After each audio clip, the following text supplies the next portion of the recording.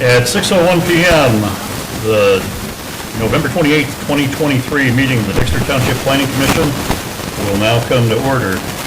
Just to ensure that we have a quorum, by way of introduction, I'm Marty Straub. On my left, your right, is Alicia Abbott, Chandra Hurd, Tom Lewis, Christy Mayer, and Bob Nestor. And Treasurer Maris Metz is unable to attend the meeting tonight. If we have a quorum, please rise and join me in the Pledge of Allegiance. I pledge allegiance to the flag of the United States of America and to the republic for which it stands, one nation, under God, indivisible, with liberty and justice for all. Next item on our agenda is conflict of interest review. Does any member of the Planning Commission have any conflict with any of tonight's items? No, I do not. No. No one. Next item is public comment. Approval of the agenda. But we could do that. You know, it's funny, I marked it off instead of saying it. Approval of the agenda, and we do have a jam-packed agenda tonight, and for everyone's understanding, we are up for 2 public hearings tonight. Those will be, separate input from anyone who wants to speak. Did anybody have any changes they wanted to make in the agenda? Additions, deletions, clarifications, anything? Hearing none, the agenda will stand approved as presented.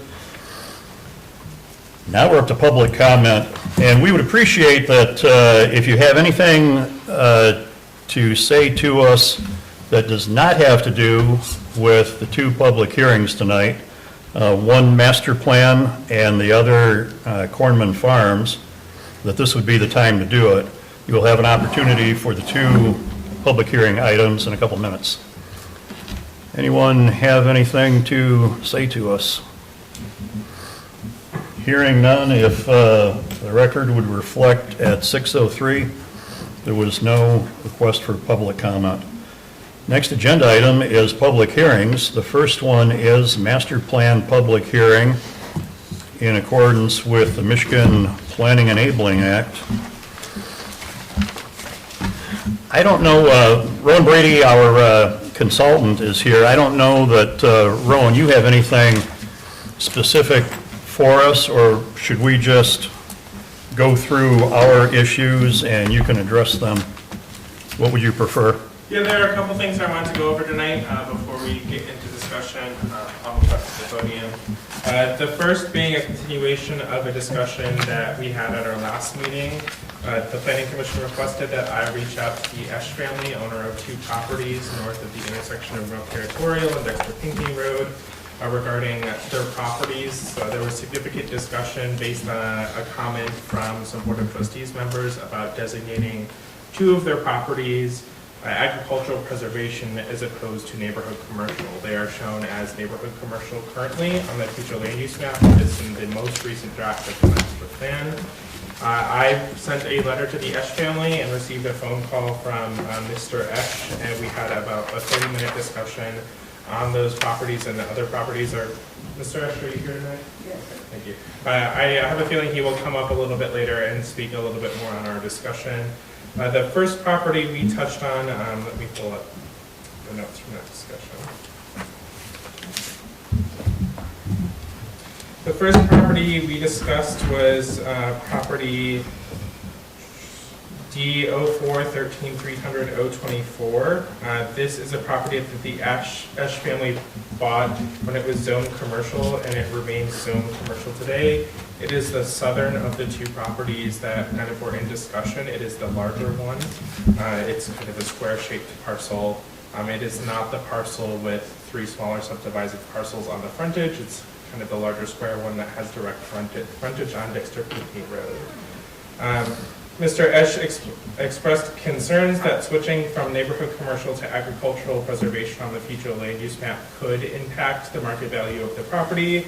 Mr. Esch did acknowledge that the property is being discussed as a candidate for purchase of PDR, or purchase of development rights, and designating the property as agricultural preservation on the future land use map would improve scoring criteria for the state of Michigan's grant opportunities. Mr. Barry Lonick suggested that this property be designated as agricultural preservation on the future land use map. Mr. Esch's position is that the parcel should remain as neighborhood commercial on the future land use map. I'm in agreement with Mr. Esch that this parcel should remain as commercial on the future land use map for several reasons. One, the property is currently zoned commercial, so keeping the future land use map as neighborhood commercial would not be a deviation of currently allowable uses on the property. There was concern expressed by Gretchen Driscoll that a property of that size zoned commercial would allow for strip mall development. I believe that concern is best addressed through the zoning ordinance regulations as opposed to future land use map, as your zoning ordinance regulations are the ones that would limit kind of size and scope of any commercial development. Merely designating the property as neighborhood commercial will not in itself allow for strict commercial development. It would still need to follow all of the appropriate zoning ordinance regulations. And then additionally, there's little land on the future land use map designated as neighborhood commercial. And while township residents expressed a little desire for commercial development in the township, I do believe leaving some area as neighborhood commercial just leaves a little bit of flexibility for future development.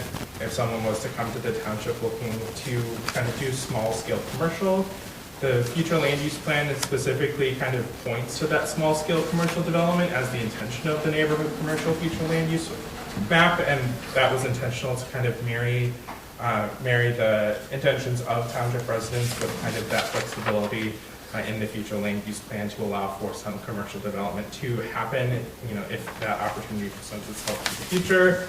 And then if commercial development was to happen in the township, I believe that this intersection is the best location for that development to occur as opposed to elsewhere in the township. And so for those reasons, I would recommend keeping that property as neighborhood commercial on the future land use map. The property to the north of it is a separate discussion. So that parcel is D04-13-232. That parcel has kind of the three smaller parcels fronting Dexter Pinckney Road, and that parcel is both behind those parcels, and it has frontage on the east side of Dexter Pinckney Road, so it spans the road. That parcel is currently designated as neighborhood commercial on the western side of Dexter Pinckney and agricultural preservation on the eastern side. Mr. Esch provided some history of that parcel and told me that the Esch family purchased the property when it was zoned commercial. And then Mr. Esch's father wanted to build a residence on the property and requested a rezoning from commercial to rural residential, and that rezoning request was granted. Mr. Esch is agreeable to designating the parcel as neighborhood commercial or rural residential on the future land use map. I would recommend rural residential.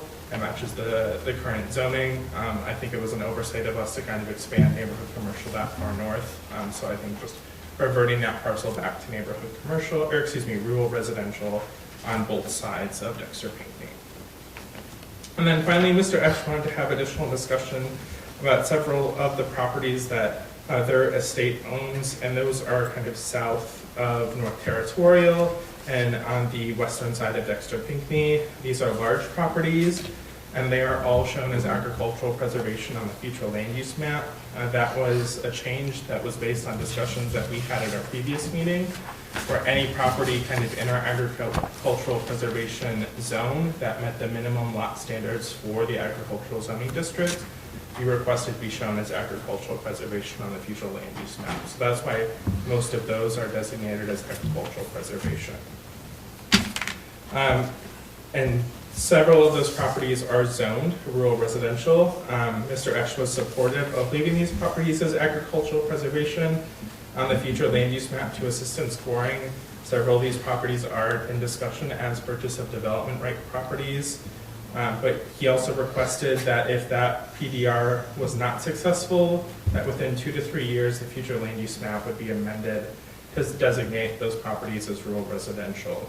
I told Mr. Esch that I was not in a position to grant that request, but I would communicate that request to you all I am in general support of Mr. Esch's position, but I have concerns about creating kind of a conditional request that within a certain period of time, the future land use map may be amended. I think that just opens the door to a lot of people asking for those conditional future land use maps, and you're continuously revising the future land use map based on these conditional requests that you grant. Ultimately, it is your authority to draft and approve a future land use map that you feel best supports the goals of the master plan. I think leaving those properties as agricultural preservation on the future land use map is the best path forward. Mr. Esch had additional questions that I answered to the best of my abilities, but forwarded on to Megan Mason-Minock for confirmation, as she is the planner for the township. So I hope that the two of you had discussions on that end. Okay, great. And additionally, several changes were made to the master plan based on your requests at our last meeting.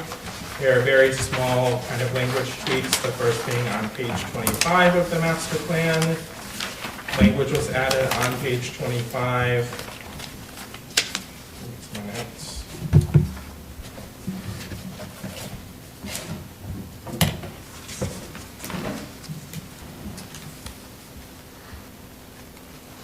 Just regarding kind of Dexter, regarding the Pinckney State recreation areas, kind of the amalgamation of those areas, language was requested to just highlight that that is not a continuous area, it's just kind of separate pieces.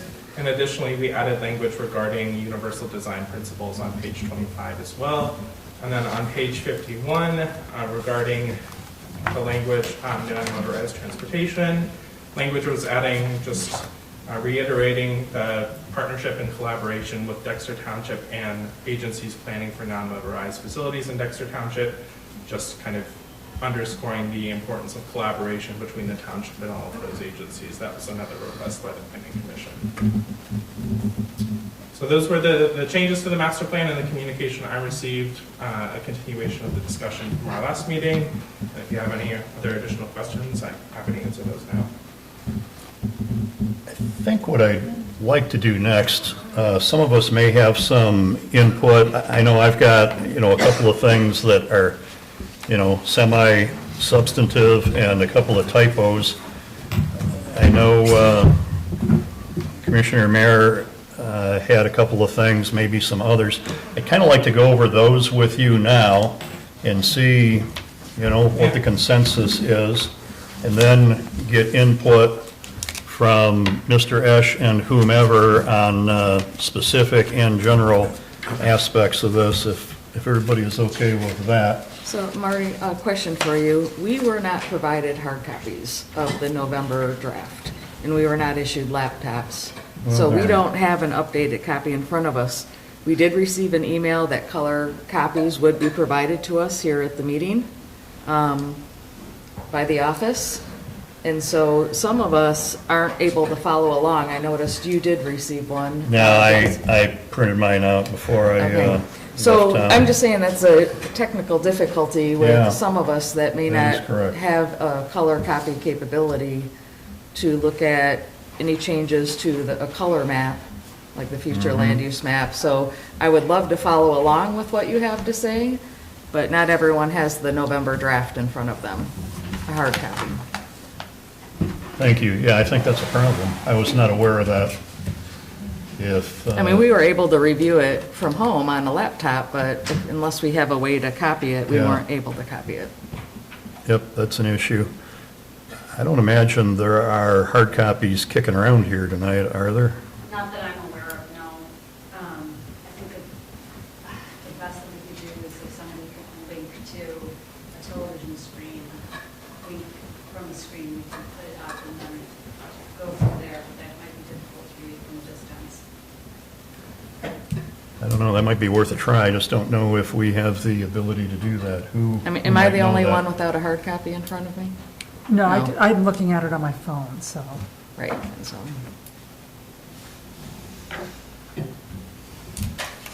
Well, feel free to look at mine. but I mean, I that puts know you- if it's, Puts you in a if jam it's to small try to follow edits, it's along. fine. If it's substantive that we Yeah, need to actually Well, look at to follow along, that's, might be a different story. if it's okay with you, let's kind of go through, and if at some point, when we get to the end of this process, we don't think that we're ready to move it along, let's discuss that at that point. But kind of holding that thought, who may have had specific issues or inputs on this latest version? I don't have anything. I'm good. I did, and I actually, Sam did print out my comments and put them on the back of this additional packet tonight. And when I was referring to pages, I was actually referring to this PDF slide number, not the page number of the document. Oh, So the page number of the document is 15, it's slide number 23. The first comment I have is on lakes. It talks about the Multi-Lake Sewer Authority provides sewer service to properties around the lakes in the northeast portion of the township. I think, should that be northwest? No, the Multi-Lake Sewer Authority services the properties in the northeast, I believe. So that would include properties along the Gulf Lakes.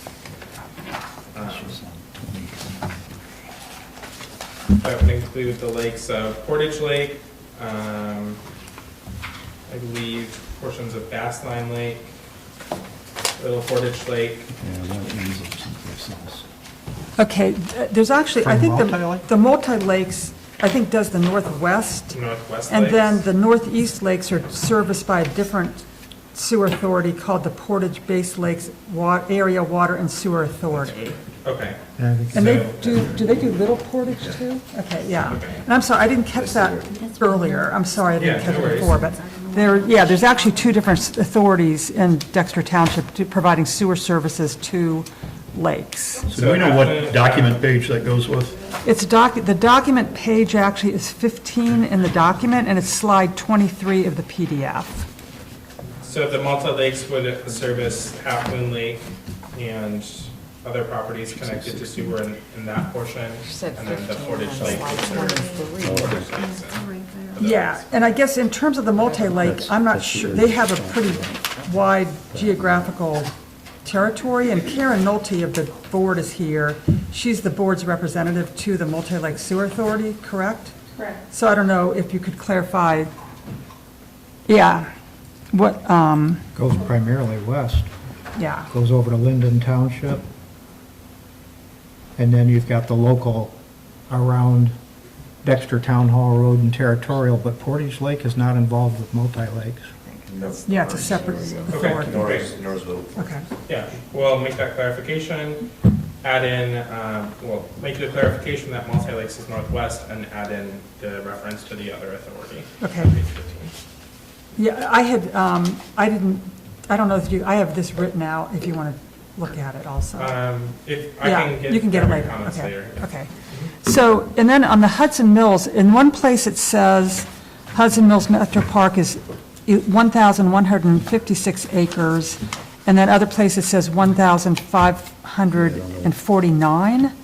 So that is on slide 33 and slide 47. So I didn't Do know, you know what page of the document that would be? yeah, let me tell you. Pages? It is page 25. And I think it's that the lower number, I think, is the part that's in Dexter Township, because it extends into Webster. Yeah, And when I was looking on the internet, the number 1549 is commonly cited for the size of the park. Okay. But I think that includes Webster, so I just made some changes to show that the lower number is what's in Dexter. okay, I can confirm that the lower number is indeed what's in Dexter. Okay. And then add that clarification. If that math isn't working out, I'll just use the overall park acreage. And the other one was page 39 of the document. Thank you. Same issue? Yeah. All right. Do you have anything else? That was it. I've got just a handful. on the list of maps, map 17, intersection LOS, and I make the comment in another place, if we could just spell out that it's level of service, I think that might be helpful for some future user. Then on page 7, figure 03, there's a typo in Linden Township.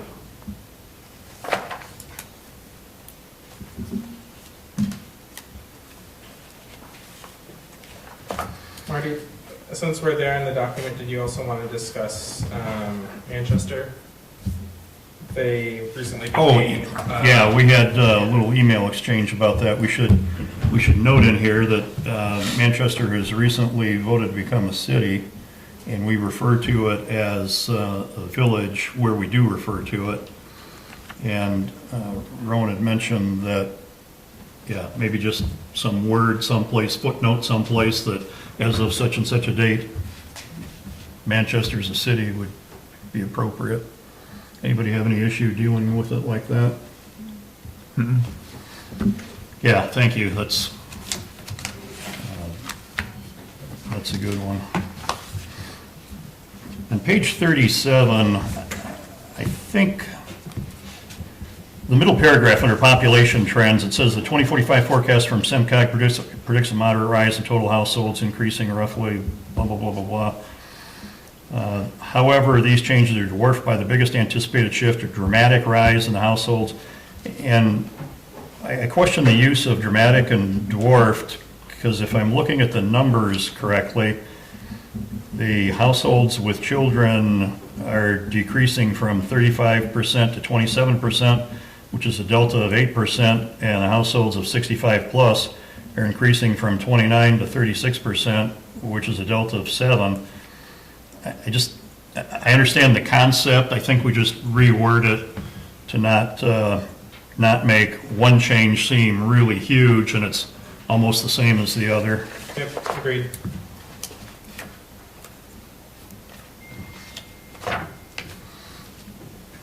Page 45, map 17, same intersection LOS. If we could just spell out level of service, please.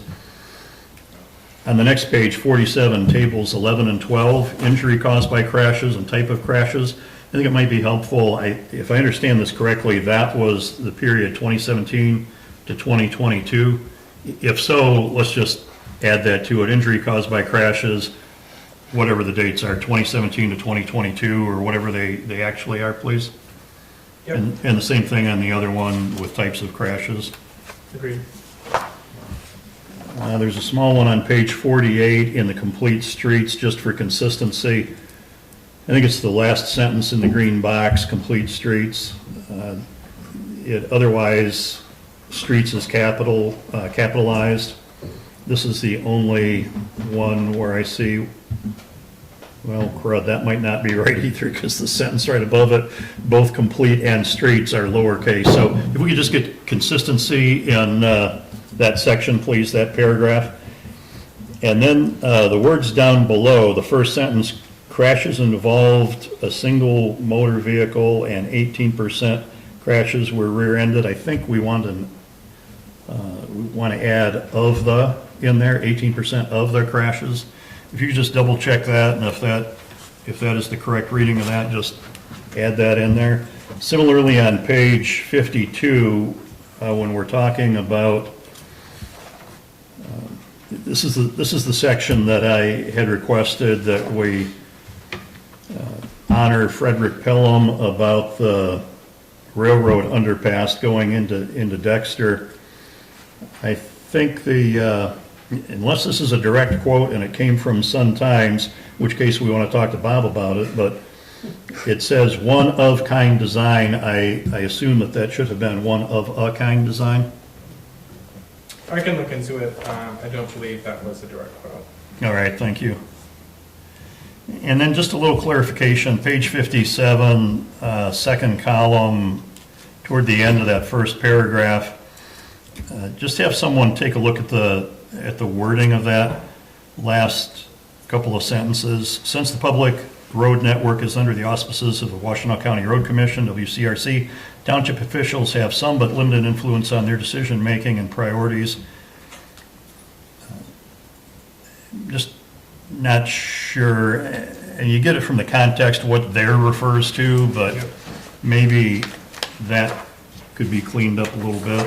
I think the last thing I had is page 63, one of the cornerstones, thoughtful planning for future development. The second paragraph down, median household in Dexter Township is forecasted to increase from approximately 112,000, blah, blah, blah. I think we're just missing something like median household income in Dexter Township. I think we're just missing the word income, but if you could double check that and just make sure that that's worded correctly, please. And Or, you know, I don't want to sound arrogant, correctly, you know, as you had intended. Yep, certainly. All right, that was all I had. Are we good for now? If we are, and we will come back to us for maybe some follow-up before we close the public hearing. But Rowan, guide us what you would like to do next if So the You would- only outstanding item that I would need to cover with you, and you might want to wait until after public comment closes, is just what to do about the two properties Mr. Esch owns that are currently shown as neighborhood commercial in the future land use map. I gave you the context for those discussions and my recommendations. I would suggest you here to listen to all public comment before making a decision on those two properties. Good, thank you. And with that, let's please start with Mr. Esch. If you have any comments on any of those issues that Rowan had raised and discussed with you. Well, my brother John and I are trustees for my parents' trust for these parcels. There are two large parcels. One is almost across the street here, and that's, we refer to as the south properties, and it has frontage on Dexter Pinckney Road and also on North Territorial Road. So it's a substantial number of parcels there. The other land is just north of North Territorial Road. I think it's a dental office there. And so our land begins there and goes north, and it connects into Stinchfield Woods. So John and I are trustees. John has COVID, so he was unable to attend today. We have 10 siblings, which are all beneficiaries. We have quite a task on our hands to keep everybody moving in the same direction. We've been working with Dexter Township on this for a number of years now. We started with Ryan before the green space vote even came up. We wanted to try and preserve this land. My father, he started working this farm here around 1940, and then he ended up buying it in the 1980s. The owner always wanted him to own it, and so he bought it in 1984, 1985. I also have a partial ownership with it, along with the trust and another brother also. So my father always wanted to farm it. He wanted to build a retirement home on the north parcel here on the north side. That's was zoned commercial. He got it changed to residential because he wanted to build a retirement home. And he didn't think he could build a house on a commercial property, so he came to the township and argued a lot with them because they didn't want to change it from commercial. He never built the house because he never retired. He worked the same job for 68 years. So the house was never built. He would have wanted to preserve this farmland as farms. Our fiduciary responsibility to the beneficiaries doesn't allow us to just say, okay, we're going to sell it as farmland. He bought it, and I bought it with him and my other brother because this parcel was zoned commercial, and we knew that if we waited long enough, it would has some commercial potential for it. So we've been waiting about, 35 years, but we have a, it was never a priority or a problem waiting. It was a long-term investment that we made. Several times over the years, some people at the Dexter Township have wanted to change that from commercial, and we've objected, and each time it was never changed. So we believe that the sale of the development rights would be would satisfy the family interest financially, and also there's a great deal of interest in Dexter Township to preserve that land and not have a strip mall go up or something like that in the future. And we're all fine with that, but we do have our financial responsibilities to the beneficiaries. Let's see. The parcel south of North Territorial here, they did change it to agricultural preservation in the land use. It was rural residential. It is adjacent to a large subdivision, and it's all gravel over there, so it would be suitable for another subdivision in the future. But again, we are working with Barry to preserve that, and if we do sell the development rights, then again, it meets all of our goals here. If we're unable to put that development rights deals together through Barry and the various agencies, as I requested to Rowan, we would like to see that reverted back to rural residential because of the financial impact it would have as being ag. Making it the agricultural preservation designation today will improve our state scores and in getting grants. So we're willing to work with Barry and the township to do that, but we do need to look out for the future if this doesn't happen in the next few years. We can only hold the beneficiaries off for some time. It's already been 8 years. So, does anybody have any questions? I think Rowan accurately represented everything that we talked about and what our goals are. Yes. So these are the parcels that are in the pink color on the future land use map up on the screen? Well, let me show you where the parcels are. So this parcel here was zone commercial when we bought it. And we bought this parcel here, it was zone commercial.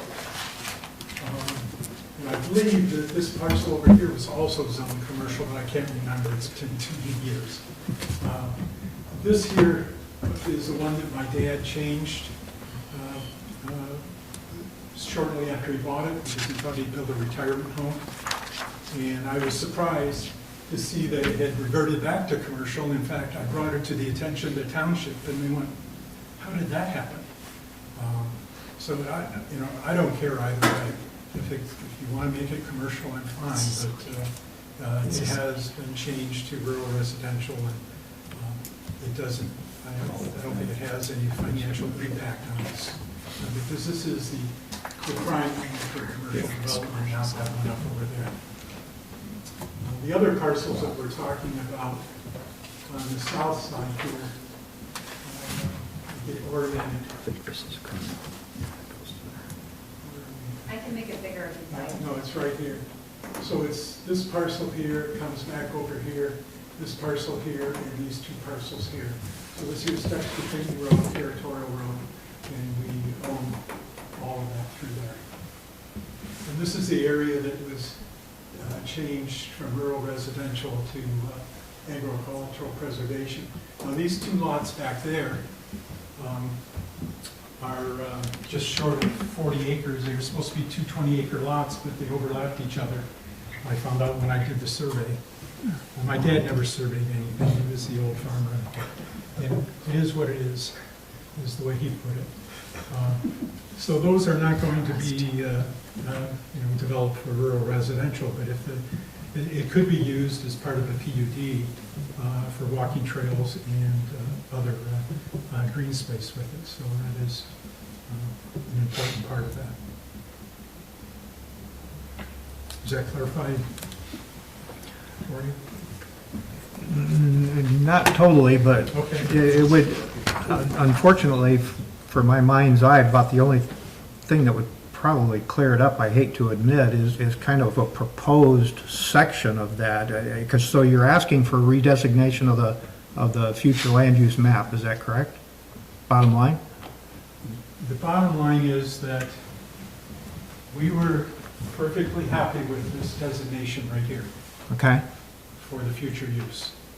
And the township has said this was an error because it had changed from commercial, or changed back to commercial. It was rural residential. okay. This parcel was rural residential and it went back to commercial on the future land use map. Had it been previously commercial, or was it This was always commercial- rural? That was commercial when we bought it in That's what I thought. 1985. Yeah. And My Because dad changed it because he wanted to build a house there, a retirement house. And that Okay. was the only reason it got changed. I think, Marty, that in the previous master plan, that corner was all designated as commercial. It was, and you might remember that as well, Tom. That whole corner Not was. the current master plan. but No, the previous one, the previous Right. one. And the reason, this Yeah, here I'm is not- commercial I don't use have up that one there. with me. So if you take this out, there's commercial use up there that is now an island, but you've got islands Yeah. all over the place. So that far northern, north pink parcel, is that the one ending in 024 then?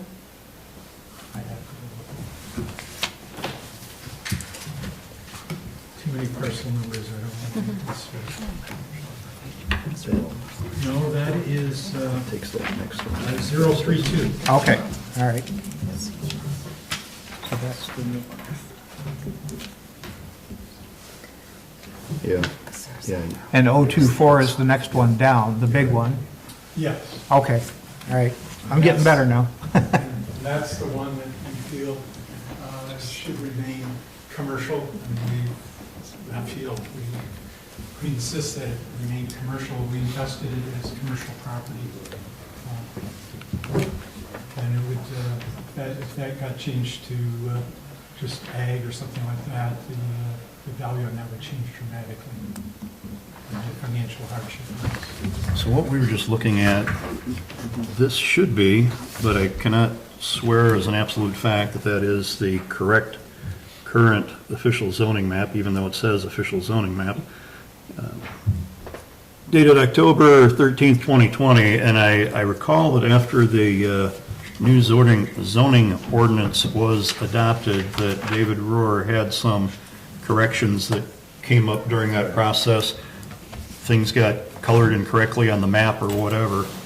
But at least on that map, it shows that parcel. So the neighborhood commercial in our future land use map of the document in front of us, which is that, it shows the zoning map from a couple years ago shows that next parcel, which is coded rural residential in this future land use map.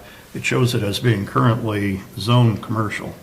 This one right here, So with those three parcels it's- that, or it's four parcels this that next front. one up. Ah, okay, so we're going, all So right, that- we're going up north of that one too. This, then. yeah, this one ends there. It's that next one up that according to that is zone commercial, but according to this is future land use designated as RR. So this is the official zoning map and Well, this- like I say, that was official as of that date. We would have to confirm whether that is actually the latest copy. Okay, It is possible that there was a correction made that negates everything I just said. Would you like me to look at it? Because I've examined this for a long, long time. Yeah, this is dated October 13 of 20, And what I'm looking at is, I think this ends here. And this next parcel that is showing as RR is actually, according to this, presently zoned commercial. I believe you are correct. But I don't remember when that was, because I only looked at properties up to here. And if we go back over here, maybe you can blow that up a little bit there, because I can see it from here, but I don't think they can. If you just zoom into this section.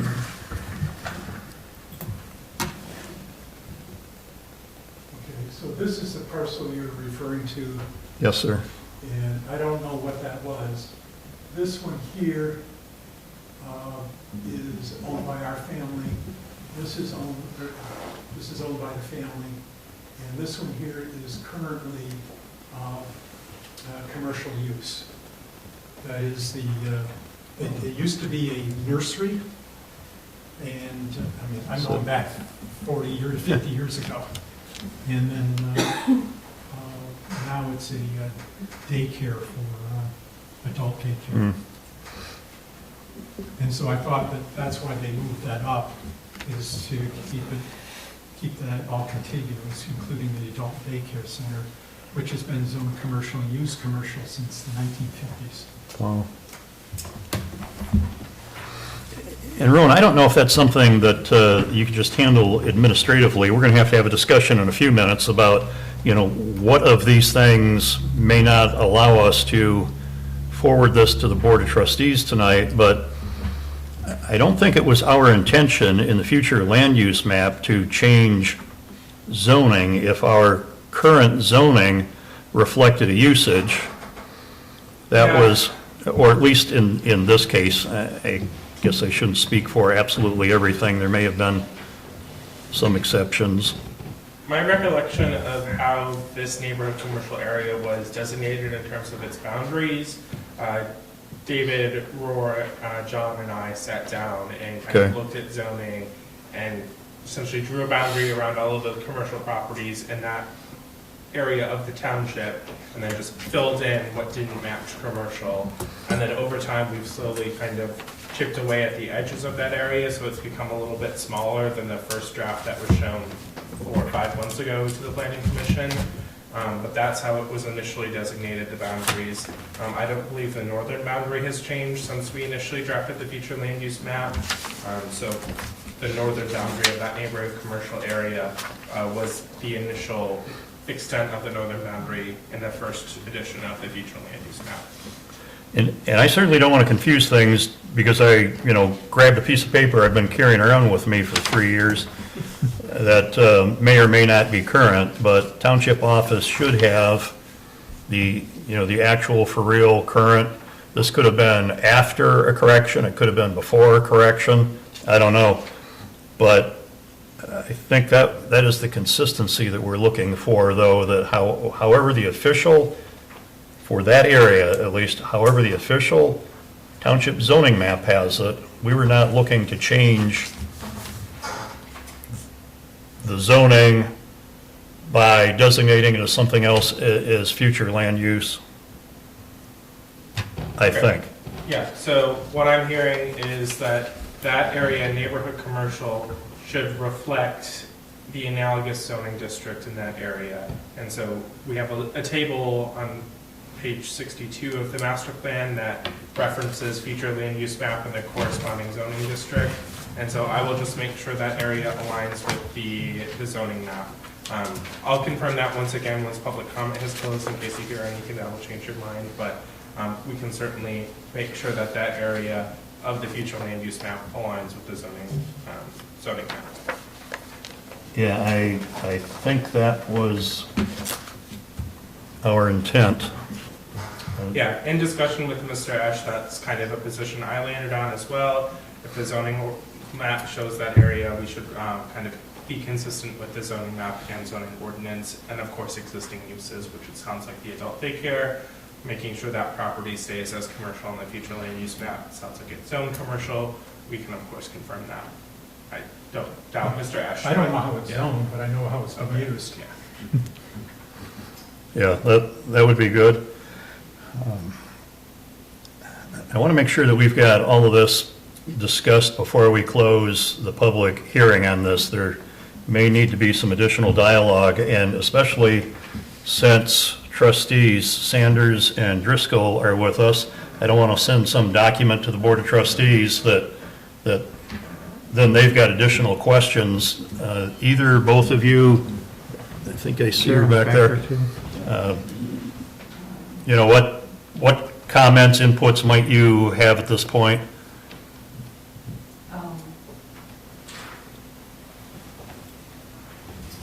Well, first of all, I haven't met Mr. Esch. Nice to meet you, sir. Thank you for your desire to preserve this land. I think we're a Just, little confused. as just a little side note, his father's probably a legend, would not be an incorrect word to have used legend in this area. I think we just talked about, this all came up because of the assessment, like there was this, we didn't Yes. realize that this was commercial land as part of the preservation, so this all kind of caught us. And so at one of the meetings, we talked about, well, what should we do? And I just thought that if we made it future land use ideally, we want the preservation, I think we all want the preservation to go through, so we're hoping that will happen, but if it doesn't, I just made the suggestion, and you have been doing this way longer than I have, I'm just new at this, but I kind of felt like, because when I read through the master plan comments, that people were looking for less commercial. So when our consultant says we should keep this rather large commercial area, I was well, I think it's pretty big, and everybody on the preservation committee also felt like the same way. So that's why this came forward. But I certainly don't want to, we are very interested in preserving this, and we understand that there's commercial value. We're not trying to change any of the, the terms or anything like that. So it was really, for the future. So if the preservation doesn't go through, then it could be, a project could come in and make it all commercial. And that was really my comment, is like, versus if you say, we want this to be farmland, it's been farmland, can we put in the future land use map as farmland? It wouldn't affect the zoning, it wouldn't affect our purchase of development rights or the values, because, it's currently zoned commercial. So the appraisal will be based on current. Well, my understanding is future land use is the first step in changing the zoning and changing for the future. Well, again, it's not my expertise, it was just, it kind of came up in. I'm a realtor for 20 years, I've sold land to Pulte, hometown, for development, so I do have some experience in this area. Well, we're, like I said, I think the preservation committee was hoping to preserve this and not change the values in the current zoning, but that concern was if it didn't go through, then it would get developed. And so can we keep it as ag? But that's up to you guys what you want to do. I mean, this is your master plan.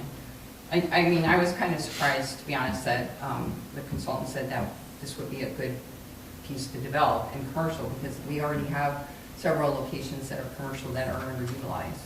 So I was kind of surprised about that. But I don't think that's part of about- that, and somebody else can correct me, because while I've had involvement the past few years, I think historically, way back, and during a period when I maybe didn't pay that much attention to it, I think that corner has always been designated as, if there was going to be commercial, that's where it would make sense to go. There have been some other pockets that have just kind of evolved, developed, maybe you could question whether that was all proper.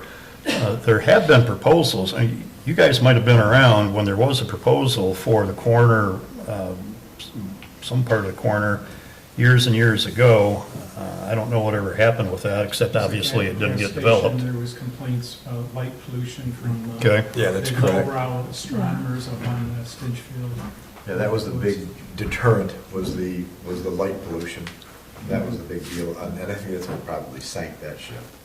So certainly, I think that point resonates with us, that, that's not It's not what anybody might like to see. However, it has been designated, I think, in this survey and the previous survey, that if it was, that's the corner that it should be. But then, yeah, some projects just never really get off the ground, but we are still always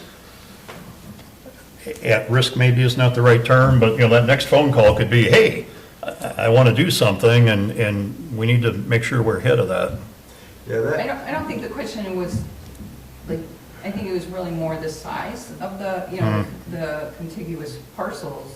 That's a very large potential commercial, if it all was able to be purchased and optioned to be a commercial development. That's a really large development for Yeah. me, you're saying it's a rural community where we're trying to preserve farmland and, Well, it's- all that. And we also have, underutilized kind of neighborhood hubs that are commercial Yes. already with buildings in them. So, I mean, that's kind of, I think, for me, would be an identity thing. Like, do we want a bigger development? Because that's what that looks like to me. If I was a developer, well, because you work with folks. So if I was a developer, that was like, wow, that's a lot of land. If I think we're trying to, the big commercial is the city and,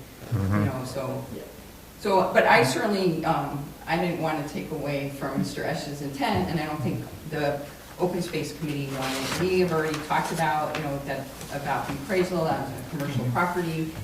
So that was it was kind of like this, well, is there a happy medium? So that's the best I can tell you. If we better, Mark was here because I'm kind of new.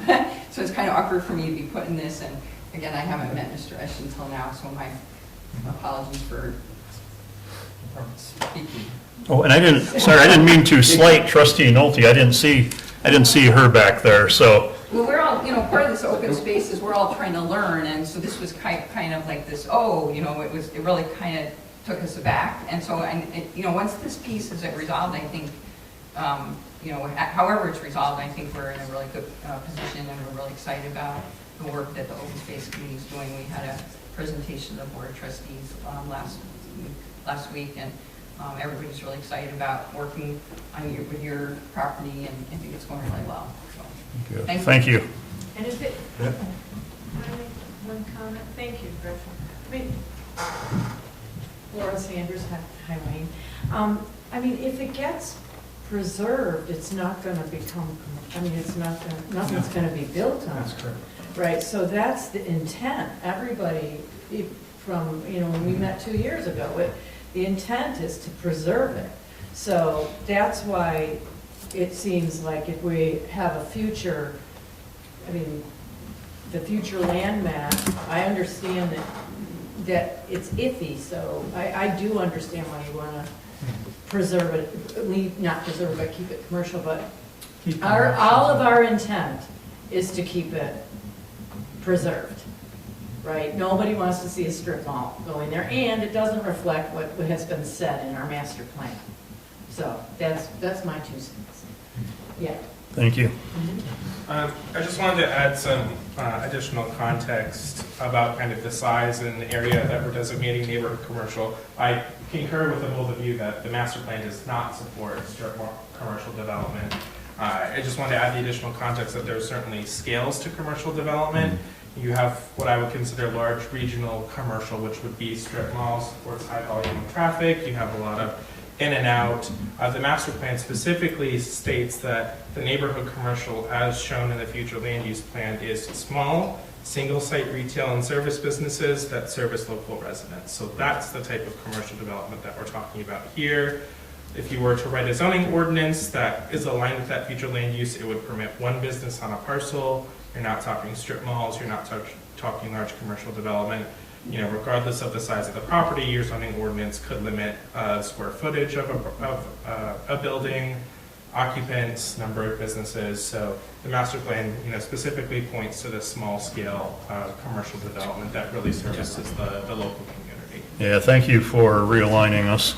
I would follow up on Bob's comment about Lowbrows. They did sink that project, but Lowbrows is no longer operating on Peach Mountain. Oh, is that right? I didn't know that. Yeah. Huh. As far as I know, they haven't met for years. I'll Yeah, draw that- your attention to one other piece of land here. This is zone commercial, and that, I believe, is owned by the county. And there's an easement on that county road, which is closed to the public. But it's owned, this is my understanding, it may have changed in the last 20 years. But the county used that to get back so they could store equipment back in the old gravel pit back there. Huh. And so that, I'm not sure why that ended up being zoned neighborhood commercial on this map here, because that's a private road.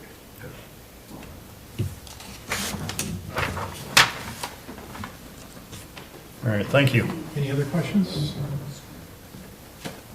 Perhaps not for right now. Megan, do you have something you wanted to? I just wanted to say that this future land use map can be amended at any time. So in this particular instance that you're looking at, with Mr. Esch's property, if the township purchased the development rights, at that time, it would be perfectly appropriate to amend the future land use map at that time to agriculture to reflect that change. And then it would be appropriate, once that change is happened, to look to change the zoning. Right now, the zoning is commercial. They could build a commercial building there right now. And it could seem, if you put it to agricultural, rural, residential, not that this is the township's intent, but it could be taken that the township was looking to increase the property value so that they could have a better economic situation when purchasing the development rights, which I've been in several meetings now over the past month, is not the township's intent. But in terms of appearances, it could create that appearance. Thank you. I have one more item.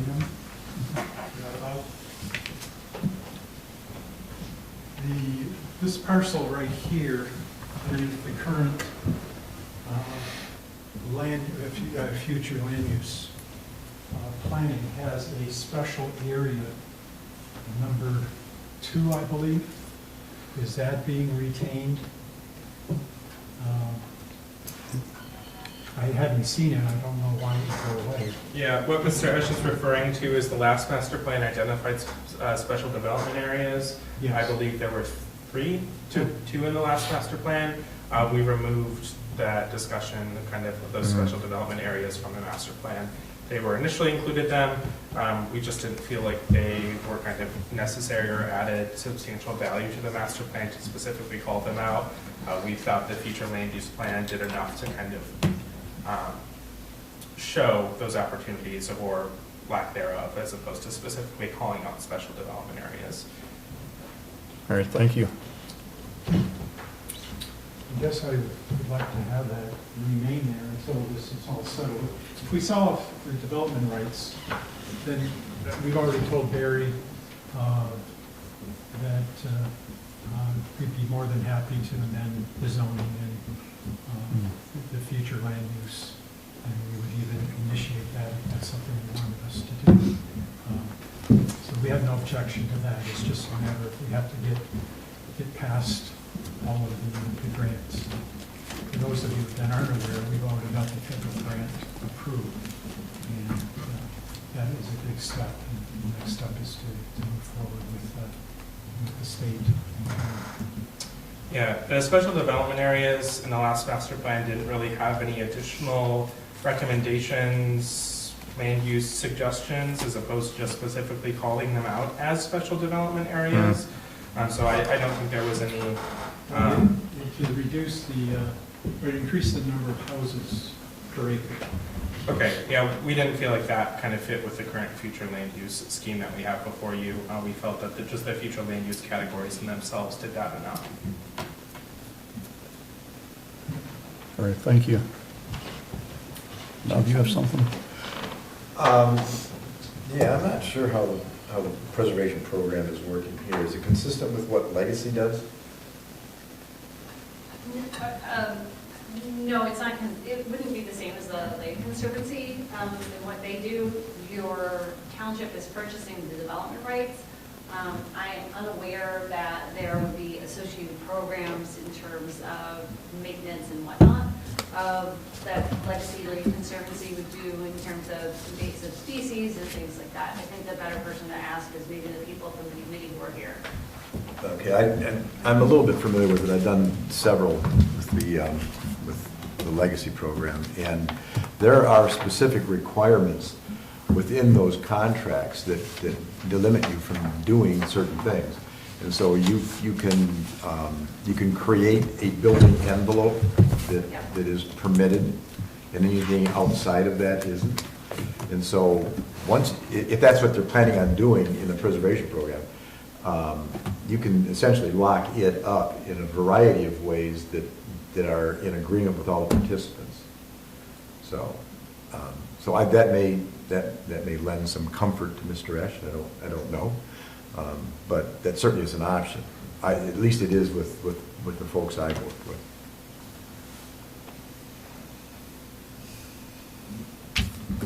Anybody have anything else? Want to make sure we are all dialogued out before we close the public hearing on this. We can, if there's any more questions about the FOSS board, the Farmland and Open Space Board, I'm happy to answer. Yeah, thank you. We good for now? In that case, the public hearing for the master plan will be closed. And we will simultaneously open the public hearing for Cornman LLC Special Event Facility Site Plan and the Special Land Use Amendment, which is essentially replace the tent with a permanent building.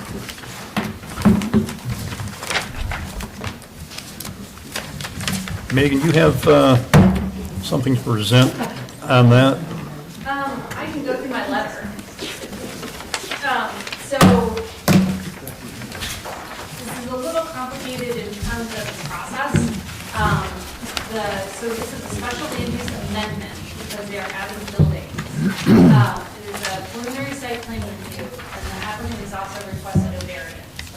So per your zoning ordinance, the way that this has to run is preliminary site plan with special land use, the variance, and then the variance needs to be received or not received in the application adjusted for the final site plan. So this will be back before you again, likely in January. If you choose to approve the special land use and approve the preliminary site plan tonight. Now, usually when you say an amendment to a special land use, that means that they're intensifying the use. Actually, the use is going to be less intensive, they're just adding more buildings. So the proposal is for 1,105 square foot enclosed walkway from the existing farmhouse to the existing red barn. A covered walkway that's 942 square feet over the existing sidewalk to the red barn and the gravel turnaround area. In addition to the red barn, 369 square feet, a 1,180 square foot pavilion. And the applicant stated in a letter that was included in your packet that the pavilion will take the place of the large tent used for events, and also that tent will not be used anymore.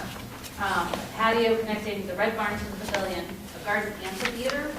I want to note, it wasn't noted in my review, but there's no changes to any amplification of sound on the site, which may have been of concern, and the only additions of lighting are sconce lighting that are on the buildings. I had noted, I thought there was an expansion of an existing septic field in our review. The applicant clarified in their letter that's on your table tonight that they're not expanding the septic field, they're just designating an area for it to expand if they need that in the future. And they're also converting a portion of the existing storage barn to be the private room suite. So that wouldn't change any exterior walls or whatnot. With that, they're also, in the letter that they had dated November 7th, proposing reduction in maximum capacity from over 200 people to 75 people, and that a reduction in hours from 10 a.m. to midnight to 11 a.m. to 11 p.m. Those were the times that were noted in their letter. Our subsequent letter, again, on your dais tonight, stated that their corporate events need to start earlier in the morning, so that is maybe something that we need to ask the applicant to clarify. In the review, I just wanted to note that there are 3 goals from your 2011 Dexter Township Master Plan, which is the master plan that you would look at for the special land use decision. There's an overall goal, providing efficient pattern of development that Dexter Township continues to develop into a high-quality residential area that sustains our sense of place, rural character, protects existing enterprises, agricultural enterprises, preserves the natural environment and resources, protects property rights, and is consistent with the township's ability to provide necessary infrastructure and services. Also, the agricultural goal, because as you know, this event space is in concert with and part of a working farm, is to encourage and support creation and continuation of local farming operations and long-term protection and viability of farming resources by the provision of an environment conducive to agricultural operations. And finally, the commercial goal, to allow commercial land uses of a size, scale, and character that are intended to serve the day-to-day needs of the local population, compatible with public infrastructure and services, and of a design that preserves the natural resources and rural character of the township.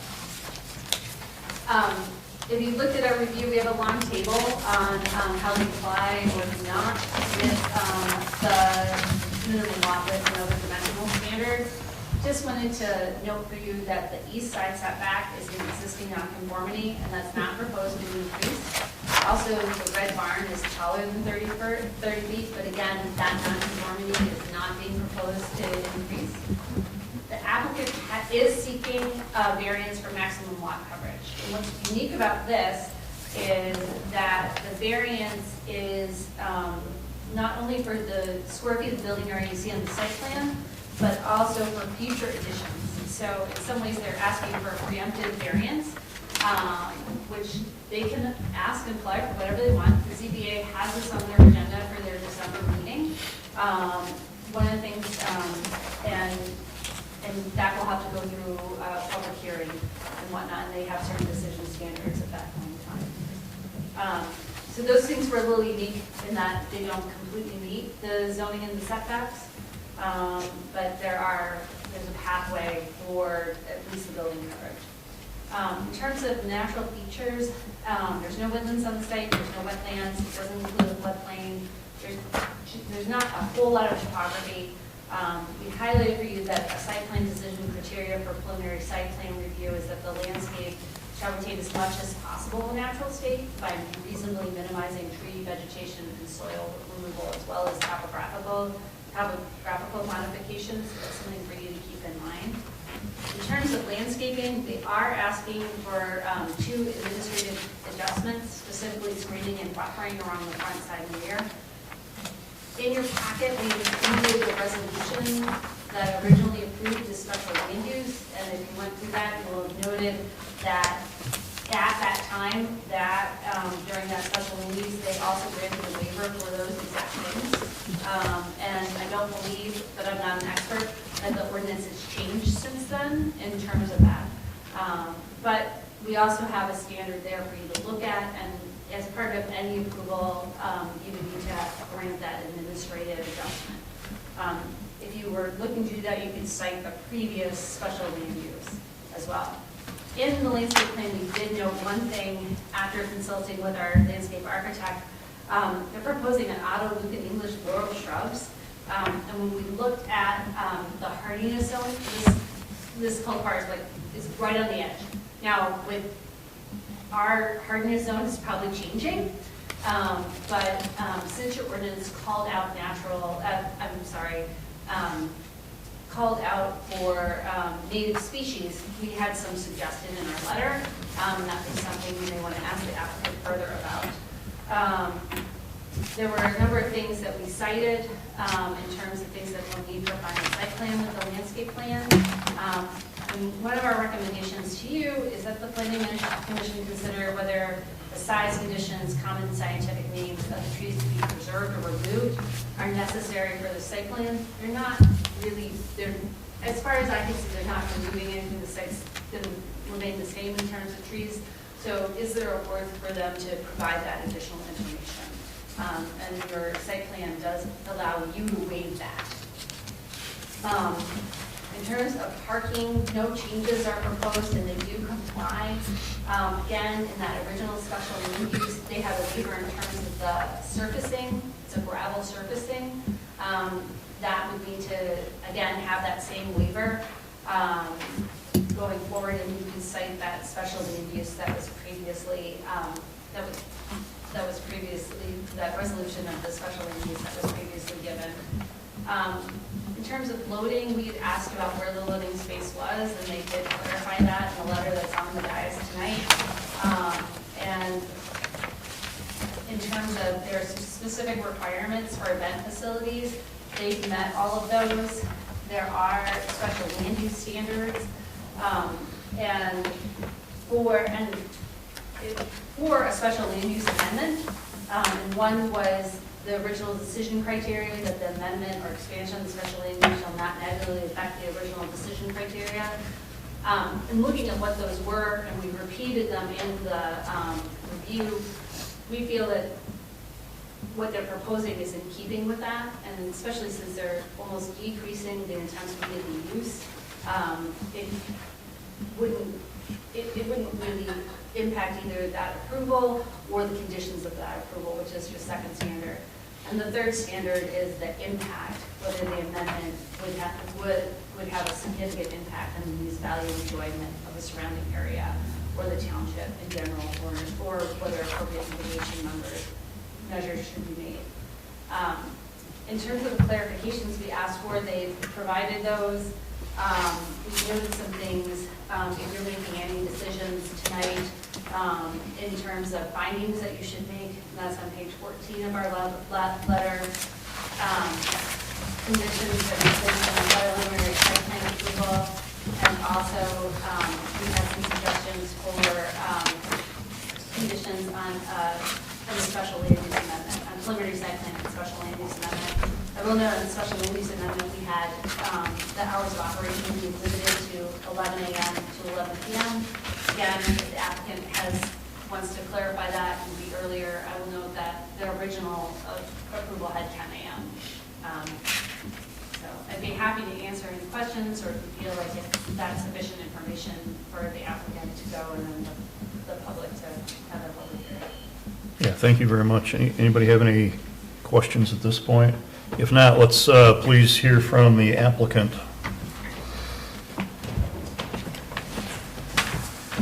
Hi, good evening, Bradley DeGrees, Lopez Studio Architects.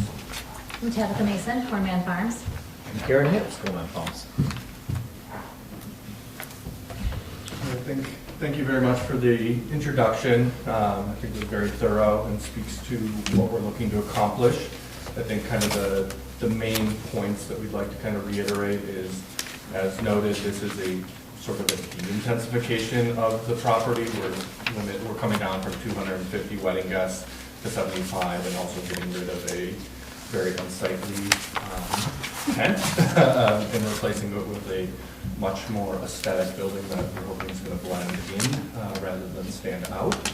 And then kind of the primary goals of the project, aside from that main thing, is to make the operation of the events much more efficient. So right now, there's a lot of setup and takedown, and spaces are used for multiple things during the same event.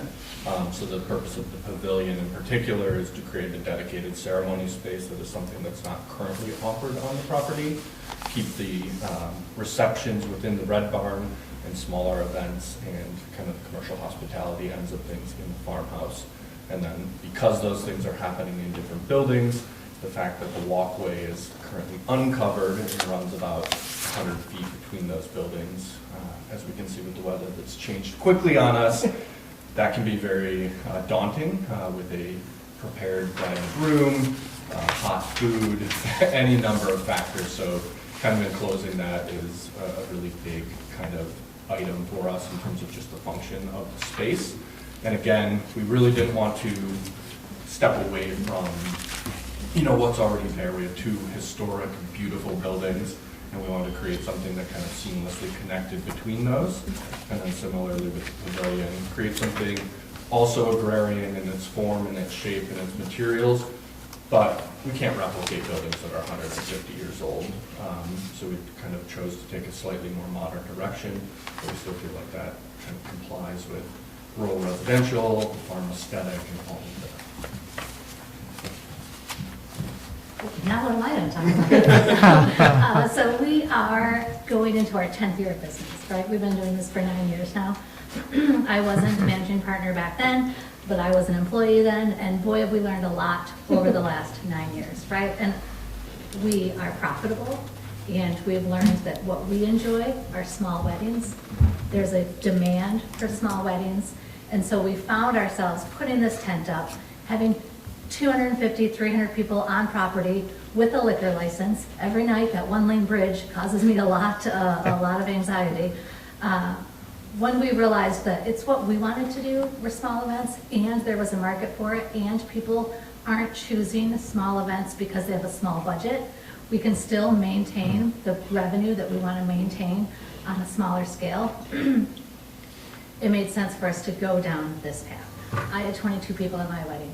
Kieran had his wedding in his house, right? When we have small events, we know people in a way that we don't when they're bringing 300 of their closest friends on a party bus, coming and then leaving, right? And so over the last couple of years, even before COVID, we saw an interest in small weddings, and it's my belief that the smaller events aren't going anywhere. And what I want to do between now and when I retire is stuff that I enjoy, right? And so we had talked over the last couple of years about building a big structure, right? Taking this pile of money and maybe just really going deep, because the tent operationally isn't great. Our neighbors don't love it. It's ideal like 3 days out of the month or of the year. Then it's too hot and it's too cold and it's too windy and there are bugs. Knowing that we can contain people inside where there's air conditioning is always a better option. I don't want to have 300 people on property every weekend for the rest of my working years. It's a different environment, right? And Karen wants me to work as long as humanly possible. So we had no idea when we decided that we wanted to go small that it would be so complicated. This is fascinating to me, this whole process, since I wasn't involved the first time. But I really believe it's the right thing for our business. From day one, we've been committed to being great neighbors, right? We've seen a lot of barns pop up and go away. I know our neighbors, not all of them, but I talk to them, I reach out to them. We follow our sound ordinance, we meter it, we talk to them when they answer the phone at night, right? For 9 years, we worked really hard to show that we care about our business and our guests, but we also care about the people around us. And so to me, going small, not having a tent, keeping everything indoors is a no-brainer. And I've had a lot of conversations with some of our neighbors because of the use of the word amphitheater. And so I would just like to talk about that also. Because right now what has happened for 9 years is we set 200 or 300 chairs out in our front lawn. And then we project sound for 200 to 300 people's worth so they can hear nervous people share their vows. And there's music, and then we put it away at the end of the night. When Bradley talks about some of the operational challenges we have, it is things like people moving chairs and tables around property. And one thing that would change our world would be having a permanent ceremony location. And so what this calls an amphitheater is to me a built-in 70-ish seat tiered seating built into our existing wall so that we don't have to set up chairs every day and then put them away before the rain comes while guests are still milling around. I want a spot where this is where the ceremony takes place. It needs to be ADA accessible, and I have a variety of other requirements on how it needs to look that Bradley's tackling. But I want there to be a spot where ceremonies happen, and where we're looking at now moves it from in front of the house with the direct sight line to our neighbors across the street to between the existing barn and the willow garden. And so it's really providing like an enclosed campus area for our events where the willow will help pictures. When I see wedding pictures and I see houses in the background, like that's not always the most exciting to me. So this will be a completely enclosed. You've got your garden, you've got the barn, you've got this seating area. But like Megan said, We don't plan on making any changes to, the sound ordinance. We have no desire to be louder. All day I walk around work and say, this is too loud, turn it down, even just in the house with Karen's music. So it is not, to me, it's not an amphitheater, it's ceremony seating. That's what it's at. Yeah, I guess the only thing I would add is I was here 12 years, 13 years ago. The tent was always meant to be somewhat temporary. I think when we sat in front of you and we chatted about it, we talked about it as we needed to learn what our space needed, what the space was going to require, what the event space would do. And we learned that that's not what we want to do in that volume. I think we thought the business requirements to allow us to do the things we really love require us to have some of this larger thing.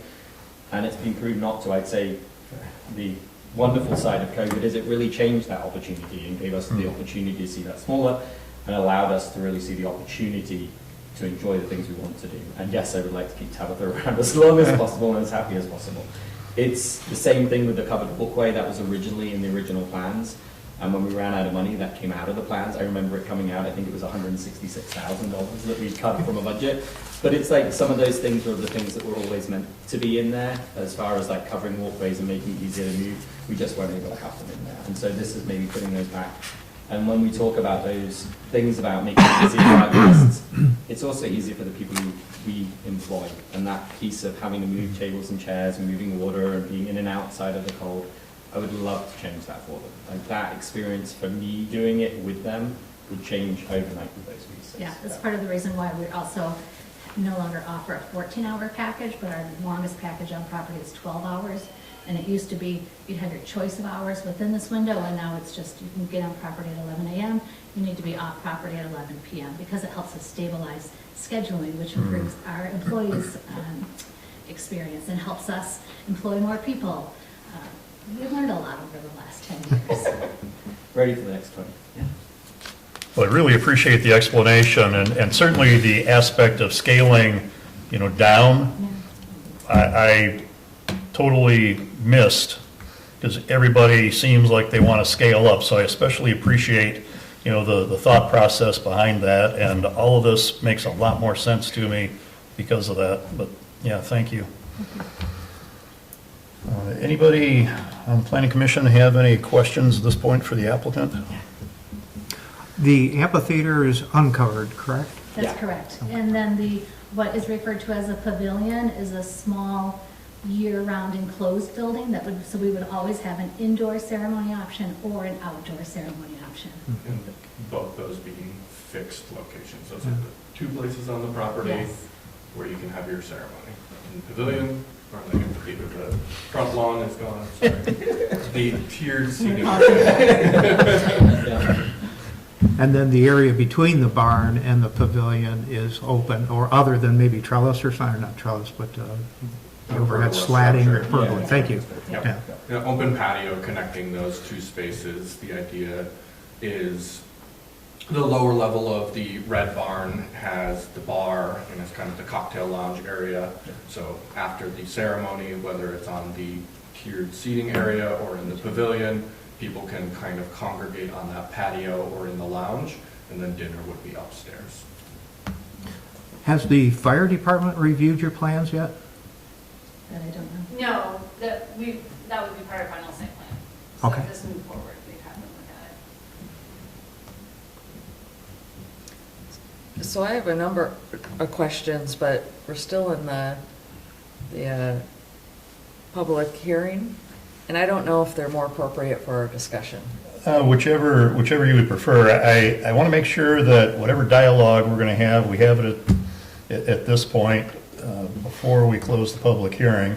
So we've got full interaction with applicant. I don't know that we've got anybody in attendance that wanted to speak to this, but your call. Okay, 'cause they are questions for you mainly. How are your handicap spaces handled there with the gravel parking lot? Are they separated out behind the main farmhouse? We have two different parking areas, and the designated handicap parking spots are for the Red Barn and the use in the Red Barn, and so they're the gravel area closest to the Red Barn. Okay, Because I think I've seen signage for handicap parking through your main entrance Yeah. versus the gravel area in the past. So I just wanted to make sure those were, don't have to be identified on the site plan, but that you're accommodating them somewhere on your site Yes. outside of the gravel parking. And is your enclosed walkway, is it going to be heated and cooled, that whole length? If the budget allows. I was like, whoa, I don't know how they're going to keep this cool Yeah, in the summer and warm in the winter, but I guess there are ways. yeah. There's always ways. Okay. Walk fast. Yeah, I mean, the main portion of the walkway that has the glass on both sides, which is meant to make it not feel like there's a giant building, even though we're kind of creating a campus effect, that's literally just a walkway. Nobody's going to be congregating in that space. We are going to heat it and cool, to your point, it may not be the most comfortable space, but somebody's going to go through that for 2 seconds. The other part that kind of is more attached to the farmhouse, that's going to function as kind of plating expo service for the kitchen area, and that'll be a much more comfortable. There's no windows in that space. Okay.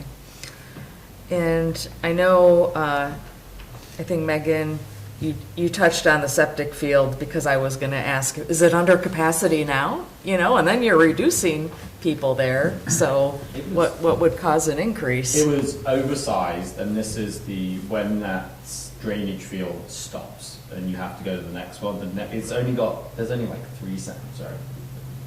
There's only like 3 sandy spots on that property near where the septic field, drainage field would be, and one of them was under where the tent was. And so that's just our opportunity to be able to switch over to that. Most of our excessive water comes from us dishwashing more than it comes from bathrooms or whatever. So it's just drainage field more than anything. And am I right in saying all of those things? Yeah, and the septic field was sized for the previous Yeah. use. So we're, not increasing our use, we're decreasing our use. We'll evaluate the septic field and make modifications to it as needed, but as it stands right now, we don't anticipate any changes. We're only adding one small single occupant bathroom in the groom suite as convenience. It's not required by code in any capacity, it's just a convenience thing. So other than that, the bathrooms are staying the same, so. We were sized really big as though we were using 250 people every single day rather than 250 people twice a week. I know that sounds weird, but our water treatment, everything is big, and it was made that way. It's because they're designed to, the way a septic tank, it's not instantaneous, it has to have time to drain. Yep. So it takes on the largest and Yep. so no anticipated changes there. Okay, so it sounded like you've had these big events, but what has been your average attendance over the years? So previously, for almost 10 years, on Saturdays, we reserved Saturdays for what we called our large weddings, and we did other events 6 days a week. So on Saturdays, most recently, we've said 200 people is what we would take. And pre-COVID, our number then came in about 164 people when we would allow 200, right? Now, we see a lot of, we have always gotten requests for smaller events, but we turned them away and said, no, Saturdays are just for it used to be Friday, Saturday, and Sundays were just for big weddings, and then we went to Saturdays. So we offer packages where 2 people can get married and we're the witnesses to 200. So an average is very hard to give, and it also depends on the season and the day of the week, but we look at all of those metrics. Because I travel Island Lake Road multiple times a day, and Yeah. I've never really noticed an impact on the traffic. No. And you would think with a really large venue, you might see Yeah. some traffic impacts, but I've really not noticed that over the years. The only And ones I- that were really the non-profits when we would do them, like the Avalon Housing and things like that, when everyone would drive separately. Those were the ones when we do them 2 or 3 times a year, one of those big ones where there were 200 people out there. Because Okay. mostly if it's, when it was the larger events and they did come in buses, it wasn't everyone driving separately. Okay. And then I was glad to hear there wasn't going to be an increase in noise, that you weren't having concerts in the amphitheater or anything. I don't want them to come. So was good to hear about that. And the only question I had, because you are asking for the administrative amendment for those trees, for that front buffering, and that there are 5 proposed and 6 preserved for a total of 11. 46 are required. Is it because you just can't fit more trees even as you go further west for the front buffering? Like, I have no idea. okay.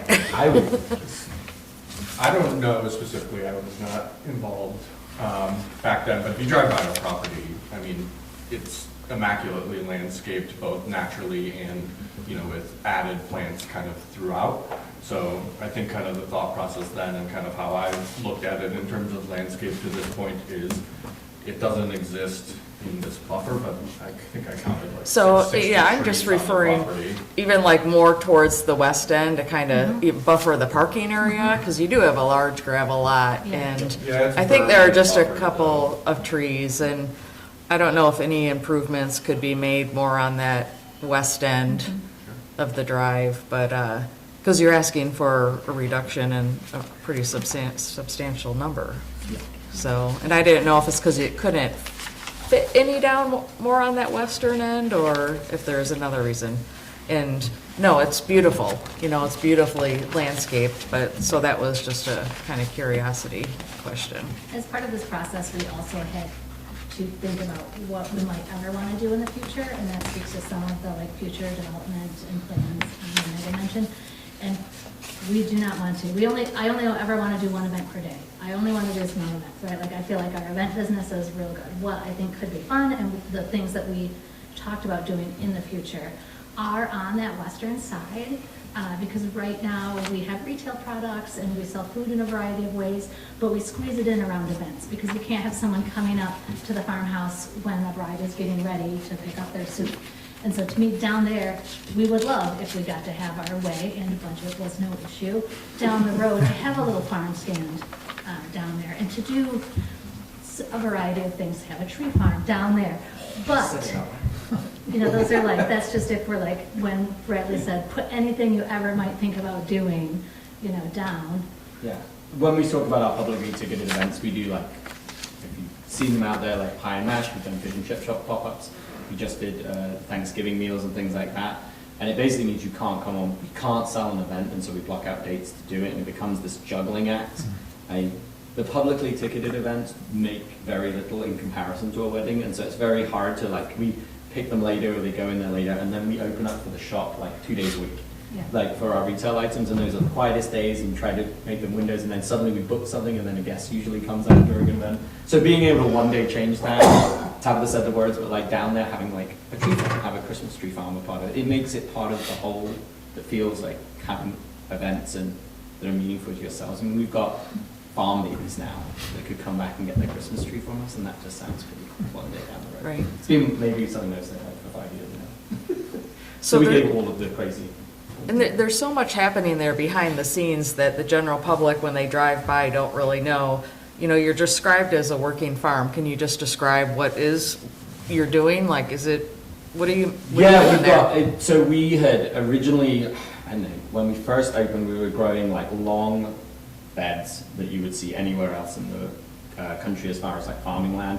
We then had did a wedding in Munich, in Austria. We came back and we'd been in Ireland, and they'd done these enclosed gardens. That's where the willow garden came from. And so we wanted an agricultural feel that was more meaningful to our guests, where they would go home and do a similar thing. So rather than mass production, it was more of like, this is farming. One we could manage by ourselves without having a dedicated farm, and it became part of the work of everyone that worked there.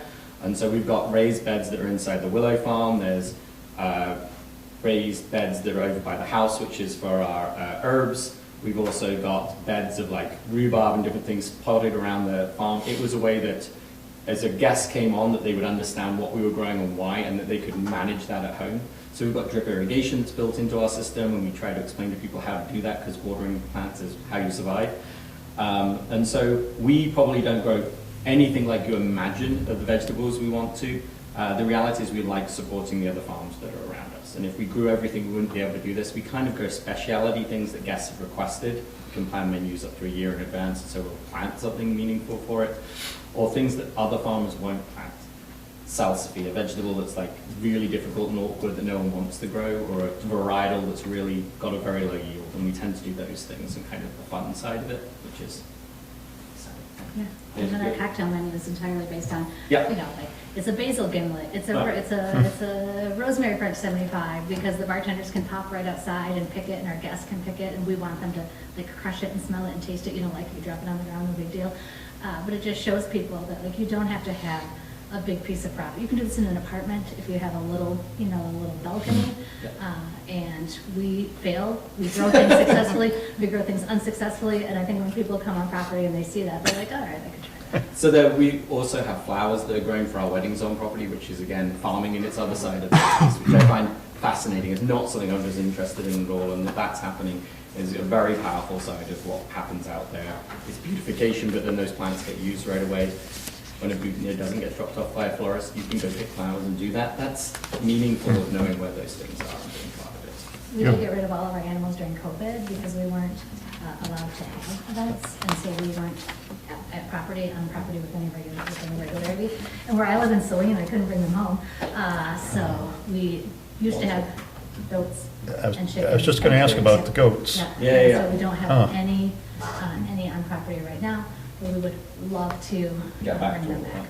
Yeah, so our goats, the person who used to run the goats lives on Wiley, and so they kept some of them and then bring them back for goat experiences, which She literally throws them in her car and drives she them. does. But like, I would also say, like, when we talk about the farming, we've done kids camps this last year for us, and being able to have the kids go out and experience what is the farming and the gardening out there is the fun bit. Like, I know this is a business and this is commercial and we make money, but it is mine and Tabitha's life. Like, we both have boys.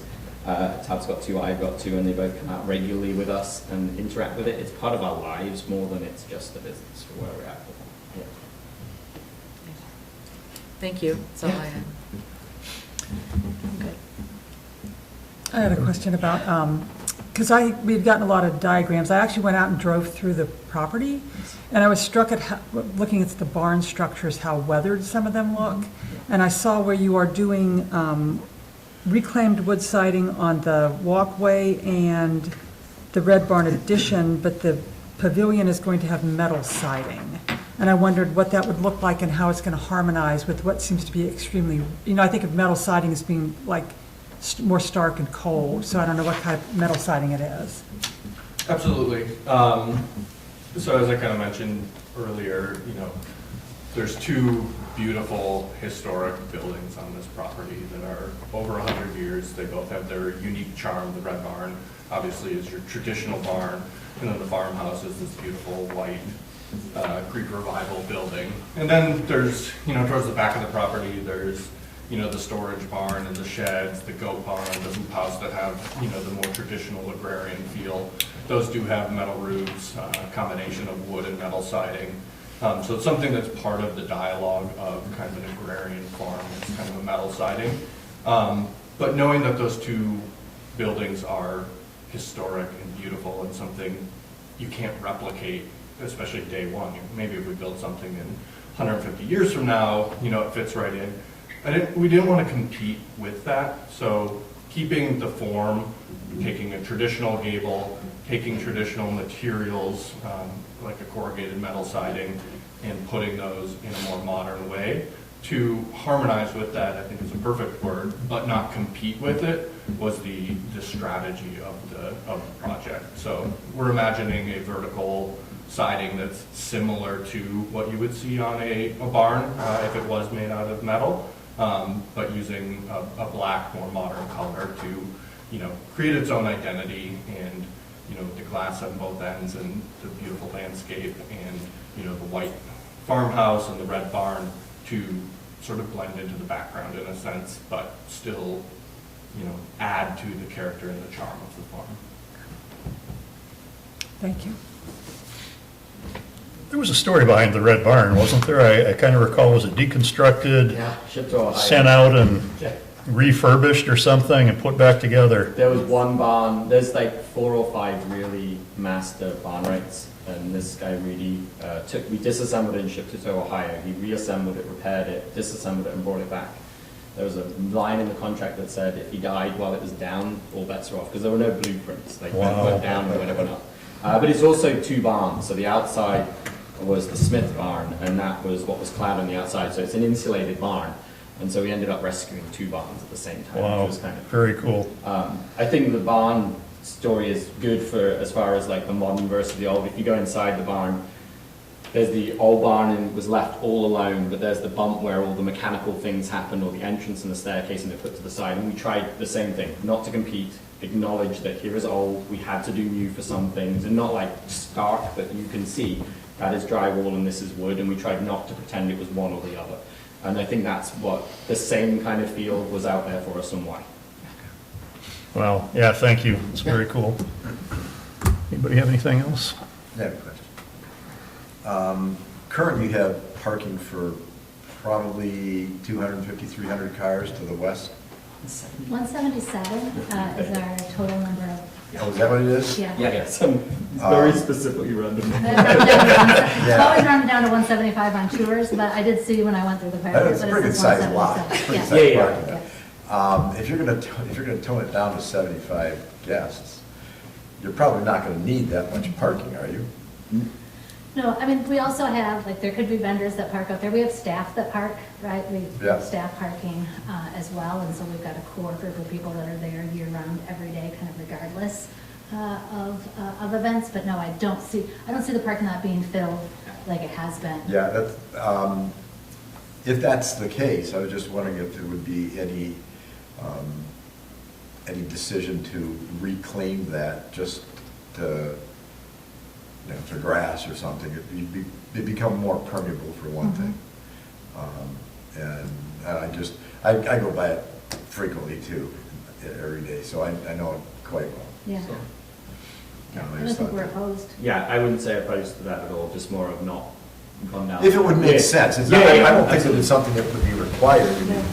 I could imagine we don't want to continue to maintain the gravel and edging and Right, because if you don't, it's gonna be infiltrated with Yeah, some yeah, kind of yeah. growth or something. to get to that place where we're not using it on a regular basis and paying to maintain it, Yeah. probably change back there.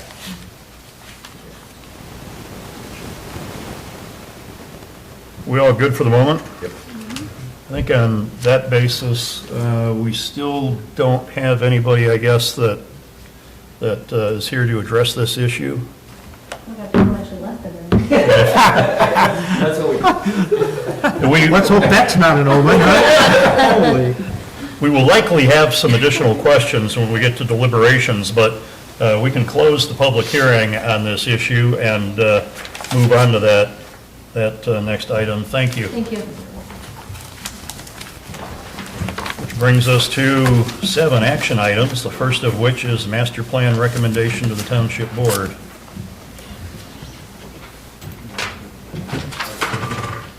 So I have recorded all of the changes that you discussed during the public hearing, and I'll just go through those once again. So we have them recorded, and you can give me thumbs down, thumbs up if I Great, missed thank any. you. So the first being clarifying that the Multi-Lake Sewer Authority is in the northwest area of the township. The Portage Authority, and I'll get the official name for that authority, is in the northeast. Clarifying the Hudson Mills acreage, is it the total acreage portion in Dexter Township, both in its first mentioned and unmentioned on page 59, spelling out level of service wherever it appears in the document, revising Well, the, It doesn't need to be every place, but I think it's first mentioned in the, what's it in the table of contents or whatever, and on the table itself, just so somebody reading through that without the context would know what that is. Those sections would stand alone, but you don't have to spell it out wherever it's mentioned. okay, and then And I that for believe there's me. a map that has the level of service, and if it's not spelled out on the map, I'll make sure it's spelled out. Yeah, thank you. as well. Correcting Linden Township on page 7 in figure 3, adding the footnote that the city of Manchester was incorporated in a city, insert official date of incorporation. On page 39, soften the language around dramatic and dwarfed changes, referencing the percentage change to... That's page 37, but yes. Yep. In reference to the language around the change in household composition, Page 47, add 2017 to 2022 on both tables that reference the crush. That should be page Figures. 46, 46. the table 11, table 12. Thank you. Page 48, ensure consistent capitalization of complete streets. Page 48, revise language to add 18% of the and other necessary grammatical changes. Page 52, add one of a kind in reference to the bridge. Page 57, to clarify the and the public road network statements. Page 63, add income to median household, so it should read median household income in the township. And then the last outstanding item is the future land use map, what we want to do with the properties that have received significant discussion. So can you summarize for us, please, what your recommendations were on those? Yep, certainly. Or, review again, I guess is what I'm really asking. So my recommendation is for the northern parcel shown here and its partner, for the northern one that is currently designated as Yeah, she tells you that right before it falls on the floor. There you go. Oh, there we go. That's better. Okay, so the property here, which is actually two parts, one here and one here, my recommendation is to show that as rural residential on the future land use map. The large parcel here, I recommend to leave as neighborhood commercial, and then the parcels here that Mr. Esch also brought to the Planning Commission's attention, I would recommend leaving as is, shown as agricultural preservation.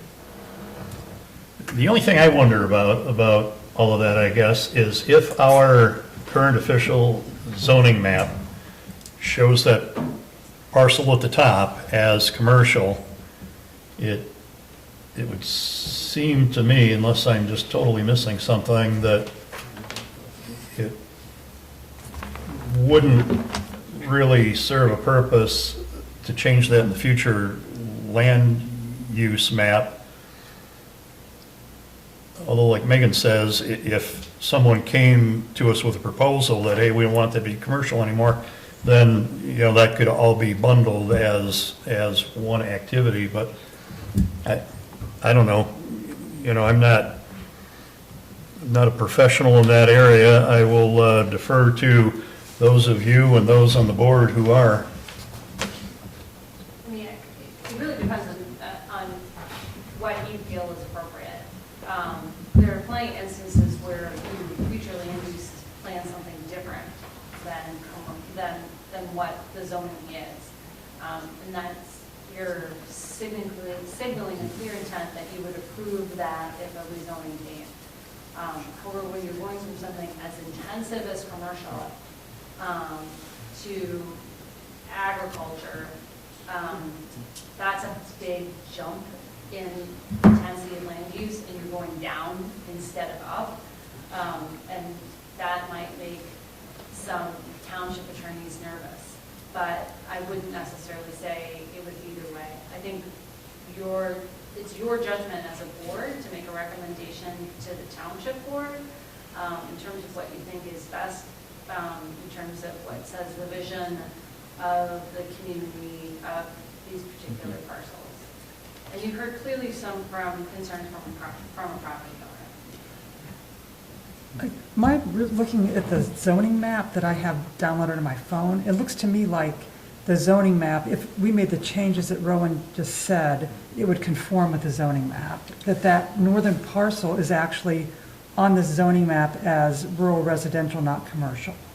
Yeah, Right, when- that was my, yeah. that And was that- my understanding too. Let me, That I think that's incorrect. Yeah. when yeah, I, let me send this down to you to called just make sure that you're looking at the same thing. And kind of looked into all of the properties, the research that I did, I noted that northern property was zoned rural residential, and my recommendation is just to align the Yes. future land use map with that zoning. Yeah, that would make sense. Yeah, this is the. I don't recall the specifics, but I do recall that there were a couple of parcels, at least a couple of parcels, that got color-coded incorrectly during some revision, I think associated with the new zoning ordinance.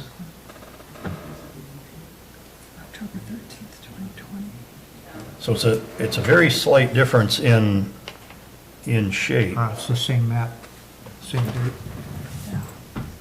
Yeah, that's the Yeah. same. So this, to me, looks like it's The northern already- limit of that I see abuts what you mean. I those think it's slightly smaller narrower, parcels. but I don't know. I think that this, doing what Rowan said, would conform more closely with this, even if it's not exactly precise.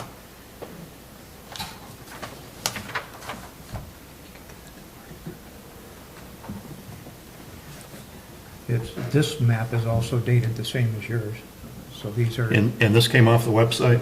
Yeah. Yeah, so that's what the difference is. That reddish, pinkish, whatever, goes up behind those small parcels. Four of them? three or four of them, I think. Four of them, you're right. And that's your recommendation for rural residential? Yeah, the parcel behind those smaller ones. Yes. And that parcel, again, actually spans Dexter Pinckney Road. So that parcel I just turned it and includes She sent a these two text to pieces. somebody, I don't know. That's all one parcel. Oh, okay. All one parcel ID number. Yes. Okay. Oh, gotcha, okay, yeah. So it's split zone right now. It's shown as split on the future land use map. I don't know if it's split zone. Or, I'm not. sorry, yeah, on the future land use, I'm sorry, yeah, you're right. Well, on the zoning map, apparently it is, because the west side of the road is shown as commercial, and the east side is rural residential. This one? With the four parcels in front? This is the zoning map that's on the website. Yeah. So No, it is- I'm sorry, Tom, you're right, I just said that exactly wrong. Sorry, yeah, I Yeah, know. it's all rural Split residential zone. on the zoning map, Split master plan. yeah. Yours is the same as what's showing up there now, which is surprising.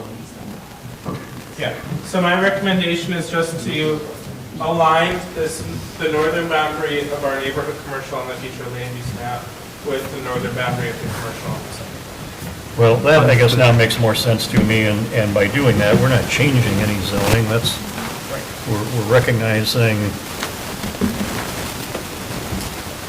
I guess I'd say we're recognizing it's most likely future use, because that is one parcel split by Dexter Pinckney Road. And then your recommendation for the larger parcel to its south is to stay commercial as master plan. The concerns relative to preservation and larger developments going into that larger parcel are somewhat, for lack of a better word, controlled or limited by the text of the master plan? No, the master plan is not a legal document, so the master plan does not state how large the scale of the development at all. That's not the purpose of the master plan. The zoning ordinance is what dictates scale, form, placement. And so the concerns that were raised by a couple individuals tonight was that an area designated this large as commercial would permit that type of strict commercial development. The master plan does not state that, cannot enforce that. All of that is controlled through the zoning ordinance. And again, I'll reiterate that the commercial development that the master plan states is appropriate in the township is again that small, single-site commercial development that services the local community as opposed to a regional commercial that would be strip mall. The master plan does not call for strip malls, it calls for that small local service. Does that clarify? Yeah, I just want to make sure that if a developer comes in here with that as master plan commercial, that we have a legal leg to stand on to limit the magnitude, for lack of a better word, relative to that development. The legal leg you would have to stand on is whatever you're talking about.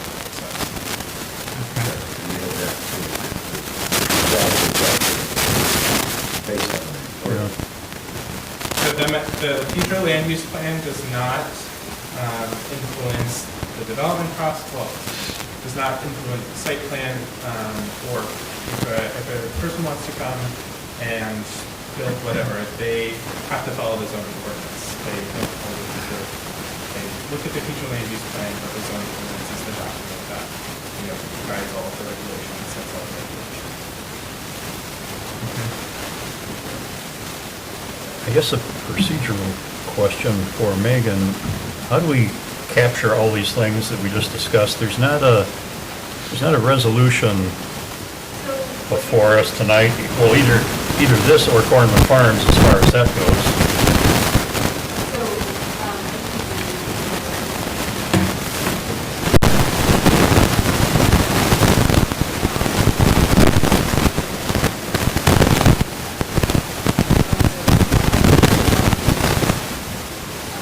I apologize for not having a resolution. There's not much, if you want resolutions in the future, I will absolutely write them out.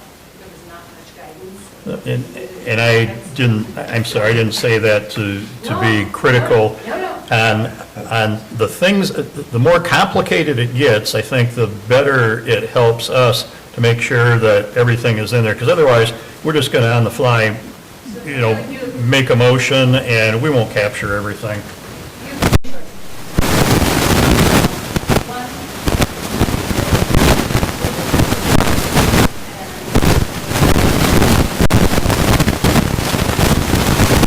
In December, and at that point, make a recommendation to the township board.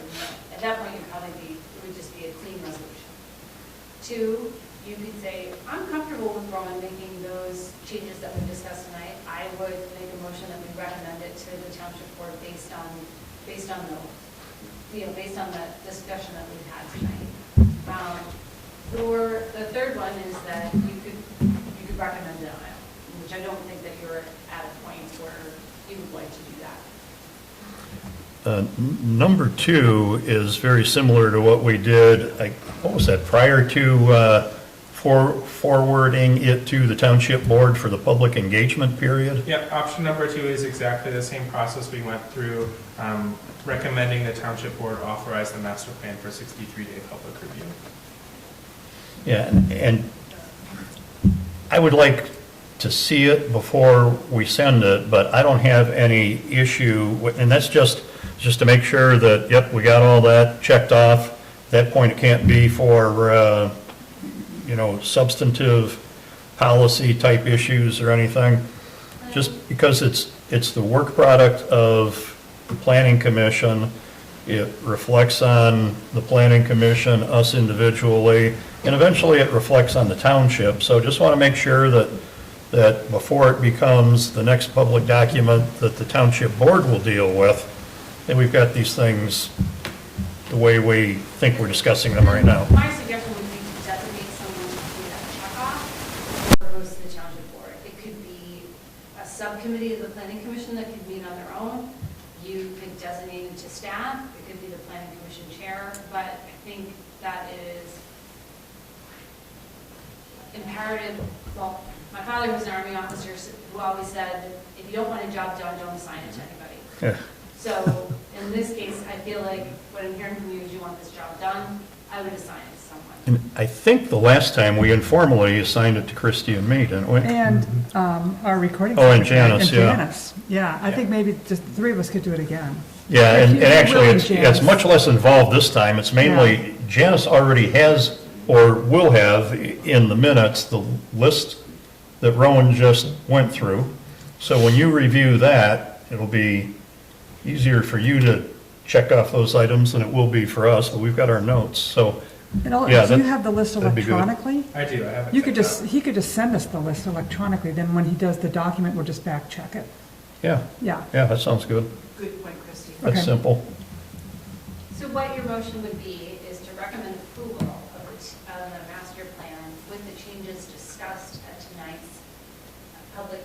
tonight's planning commission meeting, with designating planning commissioner Mayer, Janice, and planning commissioner Abbott. Oh, no, sorry, planning commission chair Straub, to double check that those changes were made before any document goes to the township board. Yes. And then if we do that, are we then recommending this document to the township board? I mean, more than just transmitting it to them. We're approving it here, but This would be the last time you see it as a, Yeah. you're giving it its blessing, you're saying it's ready to go, that it'll be your master plan once they approve it.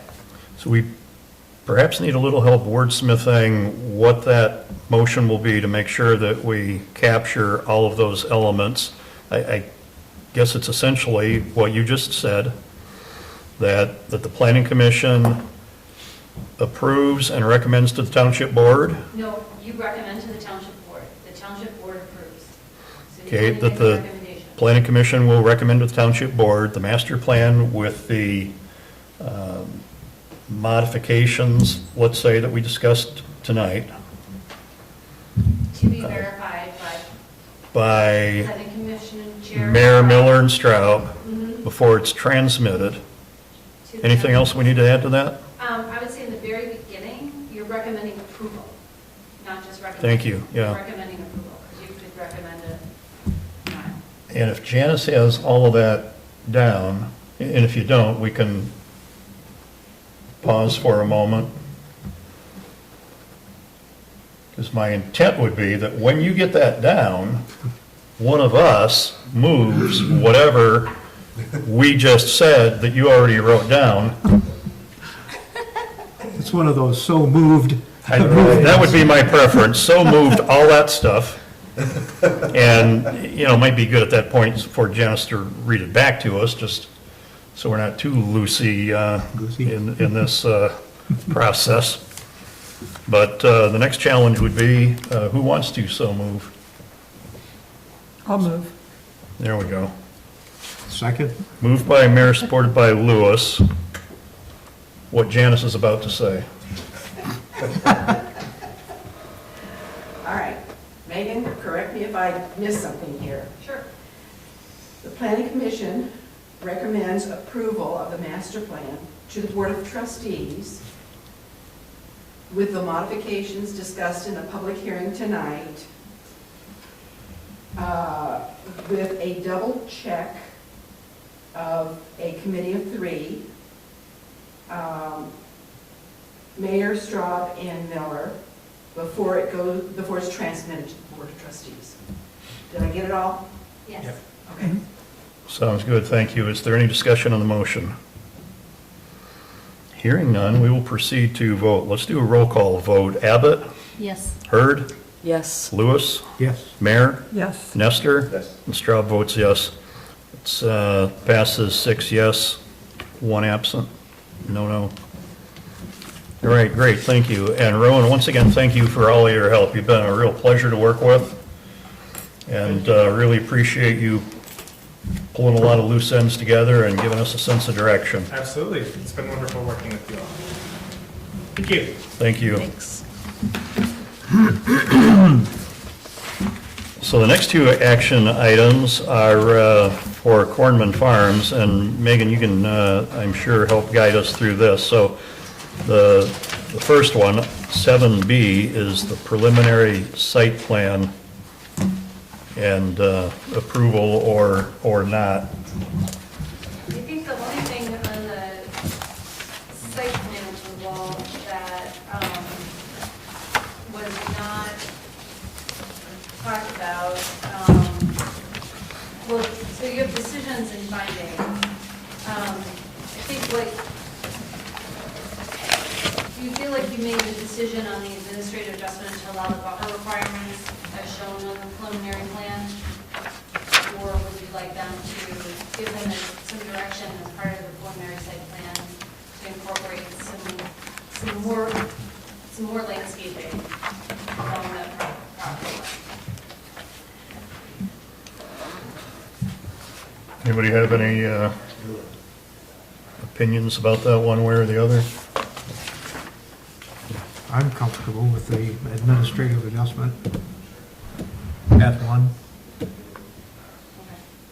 Yeah, I am too. I think it was approved at one point, earlier, when they put it together to begin with, so. Yeah, there you go. Okay.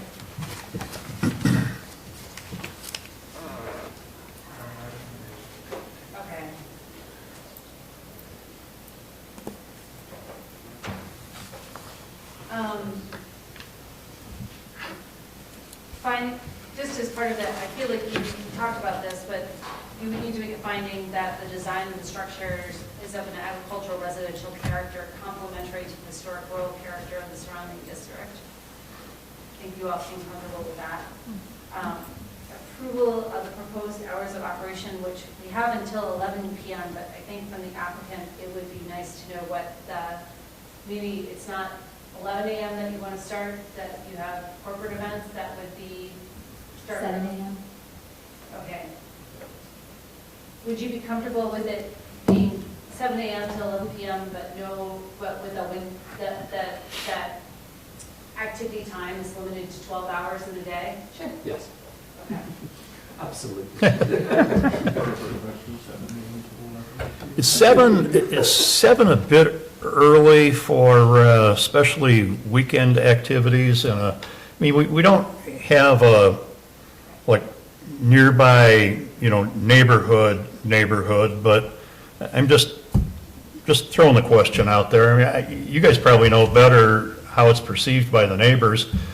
Is that, We don't offer, we only offer weddings Thursday through Sunday. So when we offer a corporate event, it's Monday, Tuesday, or Wednesday. And not at 7 AM.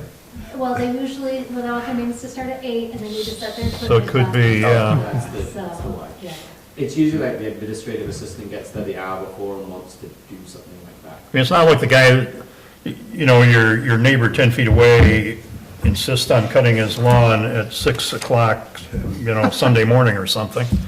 I would also say that they get there early, but it's up by the barn, it's not down anywhere else. Yeah. And when they do, it's mostly that unloading of paperwork more than anything. It's not like 20 people have turned up to do something, it's more like 2 people have come to unload some of those things.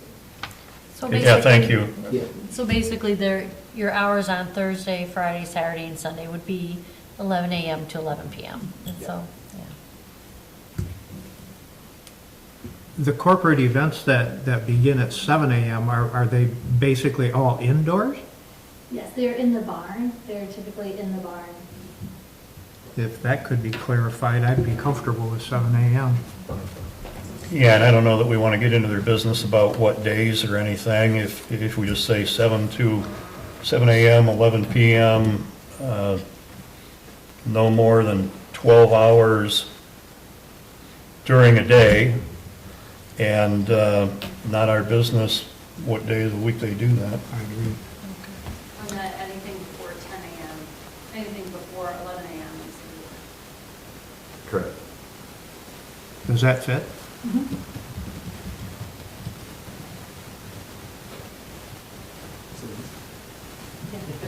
Yep.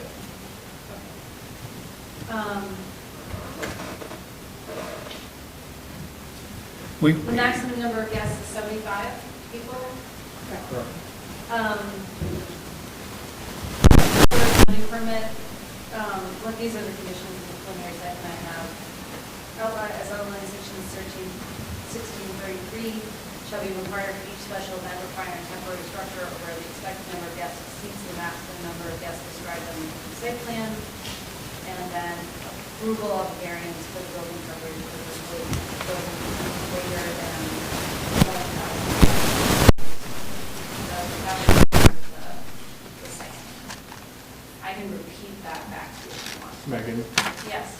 where do we talk about the keeping the gravel surfacing as part of this, or like you mentioned, not tagging and identifying all the existing trees? Does that happen here as well? That should happen here as well. So on the gravel, I assume everybody was fine? For administrative? With the, yeah. And then for identifying the trees, part of the site plan. So that's the final site plan or no? Okay, my opinion, or my personal feeling, I guess I should say, is that what they're doing, what they've already done is so far beyond, what I would envision. I mean, far be it from me to say that you ought to have 3 of that kind of tree and 5 of that kind of bush. So if you deal with that professionally, administratively, rather than the planning commission, I would not have an issue with that, but I don't speak for everybody. There's no trees proposed to be removed. Correct. Correct, right. We're only So- adding You're only adding. Yeah, I think we've lost like 2 trees the entire time we've been there. The black walnuts that destroy everything. Oh, The only thing they have to be consistent with is not having objectionable plants that I think we've identified in the past. that's a good one, Bob. Yeah, thank you. We're happy to revise the bush in Okay. question. Yeah. Just to, okay, Yeah. We're already working on it. Yep. okay. So I don't remember what it was, but we're happy to replace it with something more hardy, appropriate. Okay, great. Definitely. So this is what I would, do you want me to give you a motion for a preliminary site plan? That would be great, please. So you would be approving the preliminary site plan as presented, based on the following, that the decision criteria for preliminary site plan listed in section 27.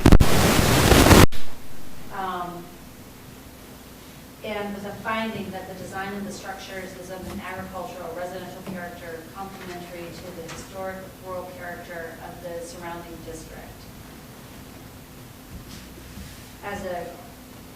As part of, then you were also making an administrative adjustment to allow the buffer requirements as shown on the preliminary site plan, an administrative adjustment to allow the gravel parking lot to be as shown. And for final site plan, you are waiving the requirement for size, conditions, common and scientific names of trees to be preserved or removed to be included in that final site plan. And your conditions are I'm sorry, can you say that part again on the, for the final, we waive what?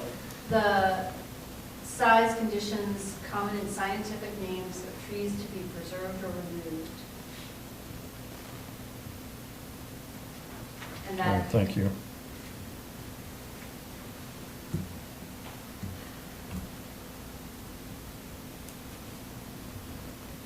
and then you place the following conditions. The maximum number of guests is 75 people.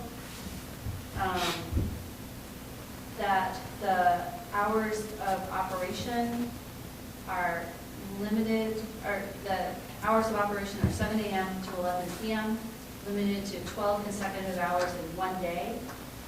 Any activity before 11 a.m. must be indoors. Maximum number of guests is 75 people. The temporary zoning permit is outlined in section 1633. Temporary structures and uses shall be required for each special event requiring a temporary structure, or where the expected number of guests exceeds the maximum number of guests described on the approved site plan, and with the condition of approval of variance for the building coverage of the proposed additional buildings greater than 11,543 square feet. Janice, how much of that were you able to get? I got, Zero. I got, No, I got a few words here and there, but that's about all I got. I'll make that motion. and I was almost keeping up until my brain kind of checked out a little bit when we did the 7 a.m. to 11 p.m., 12 hours and all that. The part that struck me was, why is it our business to say that if you want to start anything prior to 11 a.m. that it has to be indoors? You know, most days, 9 a.m., 8 a.m. I think the 11, and we don't want to be overly restrictive and do something that causes you, oh, nuts, that didn't work out like we thought, and we're back doing this again. I mean, you folks are good, you're good neighbors, you try real hard to, blend in and not intrude upon anybody, but I could envision that, nuts, you might have something going on a nice Saturday summer morning, and you want to do it outside at 9 a.m. Yeah, we've had kids camps that have gone out at 9 a.m. to go pick herbs. I kind of remember one time, was there like a cooking thing or something like that? Done a variety of Yep. things over the years. Yeah, so, The neighbors should be up by 9 a.m. I've got no problem with that. And it's all kept within those sound ordinance being the thing, the sound. That's a great point, yeah. The sound ordinance really controls us in that of what it is. Yeah, so what should it be? I mean, I don't, What I'm hearing from you is that either you strike that anything before 11 a.m. needs to be indoors, or that you say anything before 9 a.m. needs to be indoors, or just, and it's understood that it has to be the sound ordinance. So you don't need to reiterate that in a condition No. of the site plan unless you absolutely feel it needs to be. I'm You could just- comfortable you with could the just- 9 yeah, a.m. as you say, just strike the requirement for being indoors and then you're done. Let them start when they want. It's, Okay. what was that? Strike the, They don't have to be indoors. They do not have to be indoors. oh, yeah. At 7 a.m. The hours of operation are limited to 7 a.m. to 11 p.m., limited to no more than 12 consecutive hours in the day. I think that makes sense. Yeah. Yeah, 7 a.m. right now, it's dark out. I mean, it's fine to be setting Not to up, but I mention don't cold. see. Fortunately, at 5 PM it is too. Yeah, try to get them blown. I hate this time of year. But yeah, that seems reasonable. But anyhow, that's pretty much where I checked out. You had a lot of stuff after that. I don't know if Janice Those were was able all- to capture any of that. All those things afterwards were if you look at page 14 of my review, those are items 1, 2, 3. Okay. Site plan, and I changed 80 people to 75 based on information from the applicant that's there. Yeah, all right. You okay with that, Madam Recording Secretary?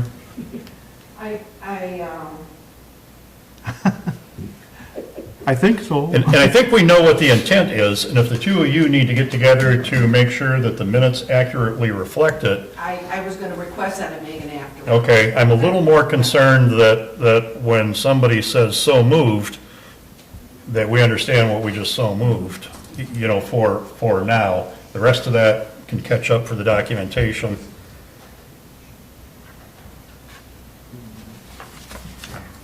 Megan, you had the last resolution here as an example. Is there anything that we need to look at there specifically? One question I would have would be letter E. The special events facility shall continue to maintain a farm operation. Any of that you have concerns over? That continues, so this doesn't replace that resolution. Okay. So this is, It amends it and how it goes with it. What you could do if you want it absolutely clear is when we get to the special land use resolution, say all the conditions that are in the special land use, all the conditions that are in that resolution, X, Y, Z, Good one. and that the number, I think, the only other thing in there is that the number of events is limited to 150 events in a calendar year. so this resolution as a record still stands, other than the modifications that we make tonight? Yes. Okay, all right, But I'm I would good with prefer that. as part of the motion that you incorporate that resolution in. So I think, let's not go there, let's do vote on preliminary site plan. Okay. Because you have 2 action items through this. Yeah. So going back to that preliminary site plan motion, it would be that you've made findings that all decision criteria for preliminary site plan listed in section 2710 have been met. That you've made a finding that the design of the structures is of an agricultural residential character complementary to the historic rural character of the surrounding district. You are allowing the proposed administrative adjustment to allow the buffer requirements as shown on the preliminary site plan and to allow the gravel parking lot as shown on the preliminary site plan. You are limiting the hours of operation from 7 a.m. to 11 p.m., limited to no more than 12 consecutive hours in one day. The maximum number of guests is 75 people. A temporary zoning permit as outlined in section 1633, temporary structures and usage shall be required for each special event requiring a temporary structure or where the expected number of guests exceeds the maximum number of guests described on the approved site plan, and approval of a variance for the building coverage of proposed additional buildings greater than 11,546 square feet. And for final site plan, we're waiving the requirement for the size conditions, common and scientific names of the trees to be preserved and are removed, as well as information, that same information regarding the parking lot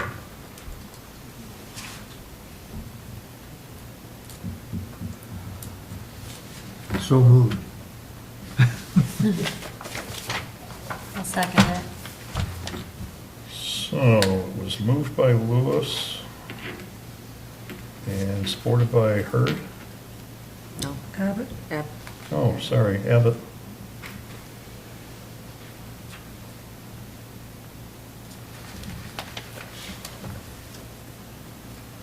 And you're gonna get together and make sure that the details are in the minutes. We won't try to read all that back. Thank you very much for leading us through that. Is there any further discussion on the motion? Hearing none, we'll take a roll call vote. Abbott? Yes. Hurd? Yes. Lewis? Yes. Mayor? Yes. Nestor? Yes. Straub votes yes. It's 6 yes, no with 1 absent. Item C is a special land use amendment. For this, my recommendation for a motion would be that the planning commission finds that special land use decision criteria for amendments listed in section 2808 have all been met, that the conditions of approval listed in the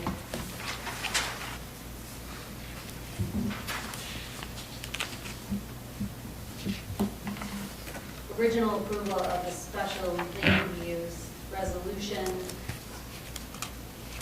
be an exhibit and conditions of the special land use approval, and that the special land use approval has a condition of the operating hours being between 7 a.m. and 11 p.m. limited to 12, no more than 12 hours, and 12 consecutive hours in a day. And the number of events is limited to 150 events in a calendar year.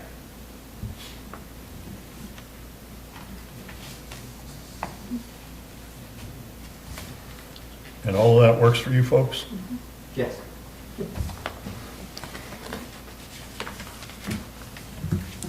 The 150 seems low if you're doing it 6 days a week. It's the winter. It's January, February, March, when we've been quiet. You can have a high number by all means. No, I'm just yeah. asking it, is that too low? Yeah, I was based wondering that on same your- thing. Currently, we have one wedding in January, and we have one wedding in February. That's where it gets us, it's the We all take average. vacation. January, February, Okay, and because you're improving the site to be able to have indoor Yeah. It could activity. change if you, yeah. Yeah. So- We are also, when we came out of COVID, we used to do events 7 days a week, and now we're closed on Tuesdays. We don't take events on Tuesdays, so that Karen and I can have a day where we don't have to be at the farm, and people can plan appointments. So there, right there's 52 days that we just shroop out of there, and there are just, we don't, if someone wanted me to have an event on Christmas, I'm home with my kids. So you don't feel this is too I mean, if you wanted to restrictive? be like, give me 200, sure. Yeah, I'd say if you wanted to pick an arbor, and it's very hard, like a weird thing to say, like the number of events. It just feels like that's low Very when arbitrary. you're changing this to have I don't. indoor. I guess the thing of not wanting to come back and change at another date if we suddenly Right. went up against it. What constitutes an event? Yeah. It's a great question. There's kids camps and there's other things. that Right, you- right. If somebody shows up, is that considered an event? Sure. You don't want to use that up if you're I worried. guess that if you were going to ask like 100 days, I could imagine just not using it. So if you said like 250 or 265, like 100 days a year, we definitely wouldn't be having things. Of like 2 months a year, we're always going to be very quiet, no matter whatever we do. And we're going to lose 1 day a week running at like 260. But it takes 100 days off to get us something My goal is to work less and make more money. like that. Yeah, that's everyone's goal. Work less So, and more. we have had many a Yeah. year where we've had events every day when we're fighting if they're ever down. Yeah. That's not what I want to In do. the month of October in previous years, we have had 30 events in October before. So could I imagine it? Absolutely. Is that our desire? Is probably not it. But if we were going to buffer it, I'd say something like 250 or 265 and not 100 days off would be like an arbitrary, if you're asking, because why not? Yeah, I feel like 150 is very restrictive, and something like the 250, 265 seems a more reasonable I don't want to number. I don't want to keep having variances to come back, not in a bad way, to come say, oh, we've reached it, now everyone for the next 2 months we need to do it. So if you'd like to adjust it to 265, I just took the 150 from the Yeah. letter Yeah. that they had Yeah. submitted as part of the packet. I Is mean, public has 265 made your it number? very hard to determine. Well, how many that's events- whatever they feel is reasonable. That seems like a reasonable number for what they're doing there. I'm just trying to move it along. Okay. I don't care if 265 it's 250, 265, 264, okay? Okay, so 265, and trying to keep the formality down just a tiny little bit. So if that is a friendly amendment to the mover, which I guess was you, right? Are you okay with 265? Yes. And if it's a friendly amendment with the mover, is it a friendly amendment with the supporter, which I don't think was we've you? moved, we haven't moved this yet, have we? Yeah, we haven't moved the special. Yeah, you're thinking of Oh, the, for the crap. other, yeah, we closed that motion, that's right. I'm ready to go home. Wow. Okay. See what happens when you keep me up past my darn bedtime? I just, I slipped a cog. Yeah, that was the last one. We need somebody to say, so moved. So moved. There you go. Second. Moved by Nestor, supported by Lewis. 265 and all that other stuff, which you are gonna, Yes. and I should apologize to Maris right now, who is undoubtedly at home not feeling well watching this, and this isn't making her feel any better. Okay, any further discussion? Hearing none. Abbott? Yes. Hurd? Yes. Lewis? Yes. Mayor? Yes. Nestor? Yes. Stroud votes yes. That's 6 yes, no, and 1 absent. That is the end of our action items for this evening. Thank you very much. Happy holidays. Thank you so much. Thank you, happy holidays. You can stop by when you drive by, as long as you guys see a ride around here. There's coffee available at 7, no, it's not available at 7. What time is coffee here? Is that an event? Yes, it's That is not an event. Thank you very much. Yeah, thank you for adding what you do to our township. Thank you. Thank you so much. So we're up to discussion items, and A is going to be a little bit of an activity on its own, I think. Mr. Chair, I included this in your packet, and you've been going for a while. The main thing that Oh, you're just trying to have mercy on me now, because you see me starting to get kind of,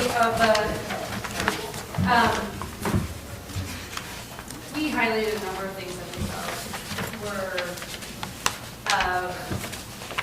low, they're not difficult to do, they're not going to require a lot of community engagement. And some of them are compliance, and some of them are extra burdens on staff that have been identified. So anything in those tables where we said appropriate for the first phase, what I would ask you to do is, if you felt like it was appropriate for us to go and just write those amendments and bring them back to you in January, we could have a public hearing on those at that time, or that we could look at them and then have a public hearing in February. yeah, I think what we would probably be most comfortable with, especially since we haven't really done this before, is, yeah, write them, bring them to us in January, and then we'll have the public hearing in February, because we'll probably have some, some discussion, some modification. Now, later on, maybe we get, more into a flow, and we anticipate, each other's, but, if that isn't a problem for you, I think that'd probably work better for us. Because if we started out with a public hearing and we're into, commas and stuff like that, it might be kind of clunky for the public. but, you know, whatever the rest of you want. That makes sense to me. Would you feel the same way on page 6 of that report on the zoning permit requirements? Yes, I think so. Okay. Yeah, there's some, like you say, low-hanging fruit, there's some things that we need to clean up. By the way, I see that in the first column, sign comma temporary is in there twice. And I was wondering about, and tonight was an example of it, I haven't understood the building coverage. Your building coverage is really unique in your zoning ordinance. So most building coverages are a certain percentage, That's what I would but think. your zoning ordinance adjusts by lot size in agricultural, and so there's a table, and once you get over 20 acres, it's just a set amount. And so that's why they need the variance, because they have, and they're also, so that's unusual. Usually it's 30% across the board, or 10%, or what, you know, or whatnot. So that's an unusual quirk in your zoning ordinance. I can see how it makes sense for something that's agricultural in nature. At a certain point, you're getting to a certain point. So, you know, those we could look more fine-grained at. Well, and there are ways of getting around it that are not in the township's best interest. If you have 100 acres and you want, you know, certain coverage, you know, I want a barn there, and there, for example, and I have to cut that into 5 20-acre parcels so I can maximize it, because that's where our chart cuts off. It cuts off at 5. My example isn't. It just seems like nonsense. We would be essentially forcing behavior that we've got unintended consequences. So maybe not at the next one, but if you could tell us what that really should be, what makes more sense, I think that would be helpful, please. So add building coverage to this list. Were there any other things that people wanted to see in these lists in terms of things to be addressed in the zoning ordinance? I just have one observation on page 3 at the bottom item. Accessory structures 200 square feet or less on lots 1 acre or more. I think that's a misprint.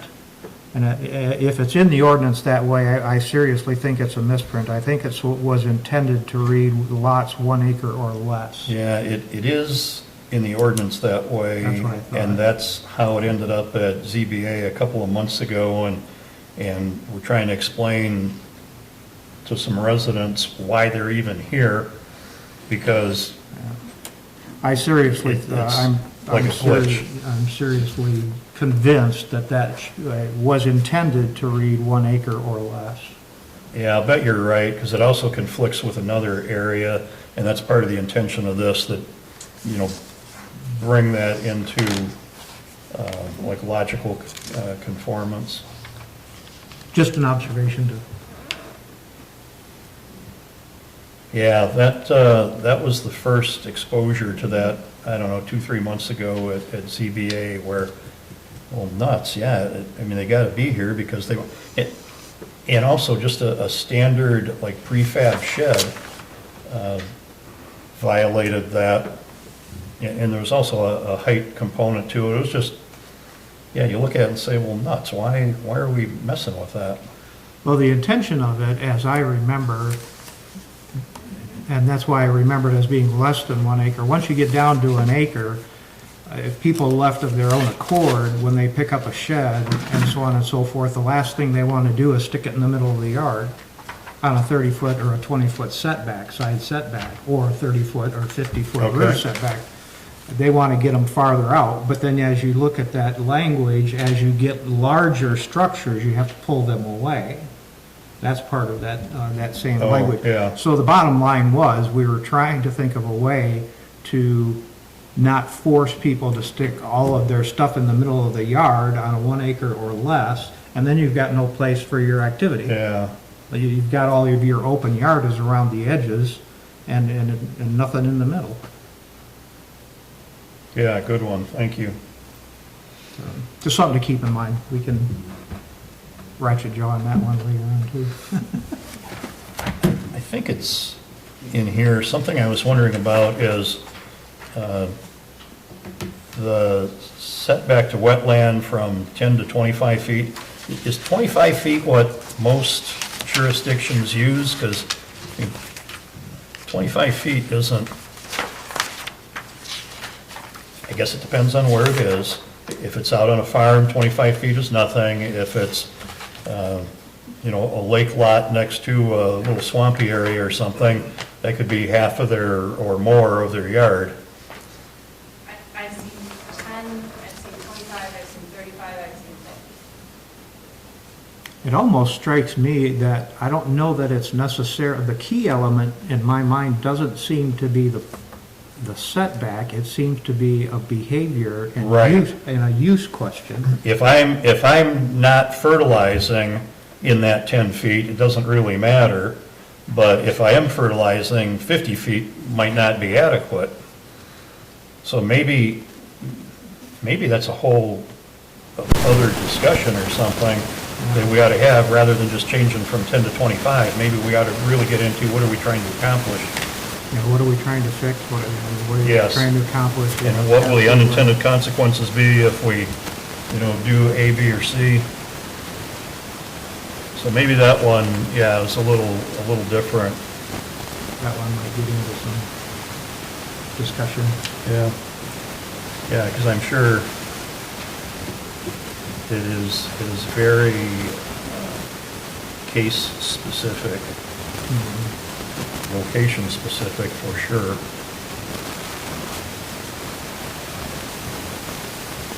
Yeah, I had a question about the one about electrical vehicle charging stations, because I actually don't know how, I had no sense of how many people would actually use them. And I guess, could we require Hudson Mills, which is a separate entity, to install charging stations, or are they exempt from our zoning ordinance?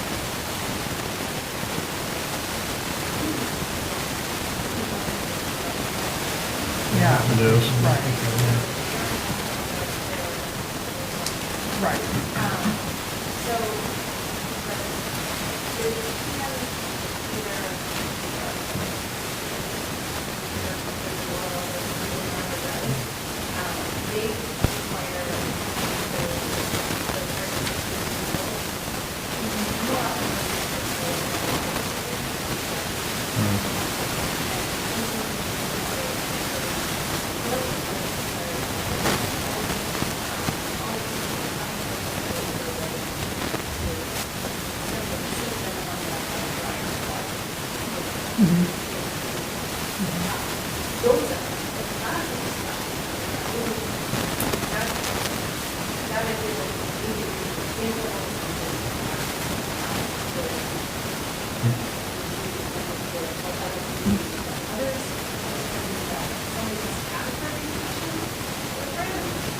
Yeah.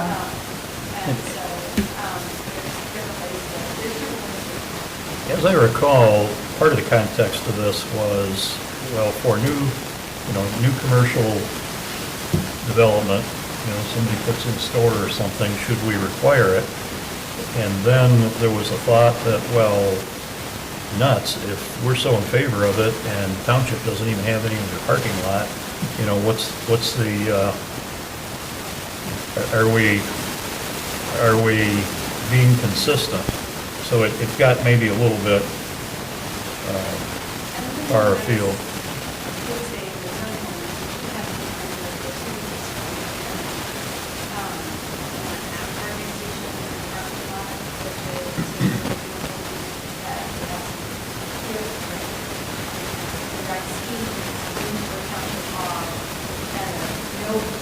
There's nothing in the zoning ordinance, everything came from the zoning law. And if you want to encourage it, that's not what you want. I would think it would have to be related to commercial activity. If it's just a carton store, somebody comes in for 3 minutes and goes, you got your gallon of milk and you're gone, then it'd be No, I think it's, Yeah, like that place to That's a have good it. point, yeah. Yeah, I agree. If it's something considered desirable, that people have, like the wellness center's going to come to them. And that seems to be reasonable. People go in there, they spend some time in there, while they're there. And if you have a charging station for somebody that's only going to spend 3 minutes or 5 minutes in the place, It's not going to why get would used. there be a charging station? Yeah, I was actually thinking about that place is on the corner of, the Gas and Go or whatever it is, with the Valley. You know, it's out of North Park. Oh, yeah, North, Yeah, North Shore, yeah. yeah. But it might also be to encourage the employees. You know, the Oh, yeah. employees working Oh, yeah. there could be using the charging station during That is when true. they work. That is true. But, now I think you're really trying to appeal to a very, very small audience. You're talking about a place that's got 2 employees, Yeah, like a smaller neighborhood commercial. Yeah, it would be, You know, yeah. unless it's a restaurant, like it's not gonna have a large number of employees. It would be, it would not be unreasonable, like the marina that I've got, people come there and park their car all day long. And that wouldn't be an unreasonable thing for somebody to bring their vehicle there and plug it in, but you don't want to get it very big. I agree. So that's probably a discussion. So anything else students on that report that they wanted to discuss or have questions on? I think that if you just start going through these and get them in front of us, we'll be ready to have the discussion Start chewing and on it. start thinking through them.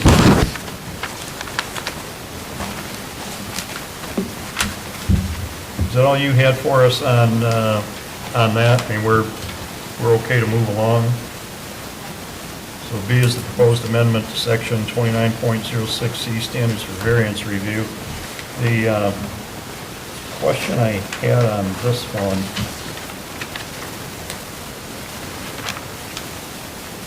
is the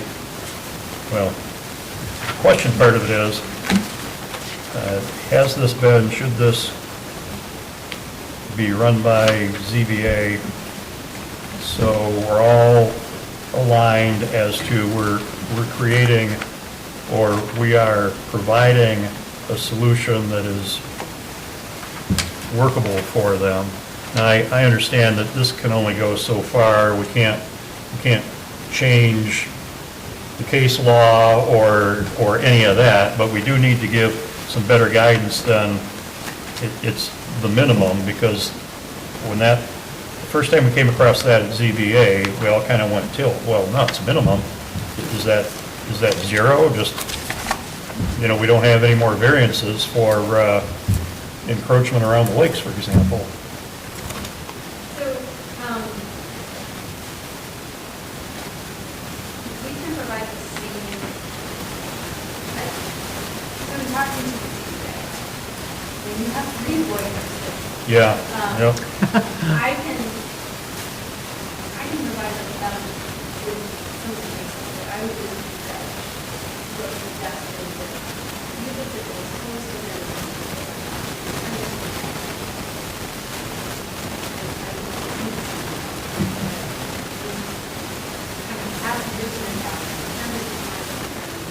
with the consent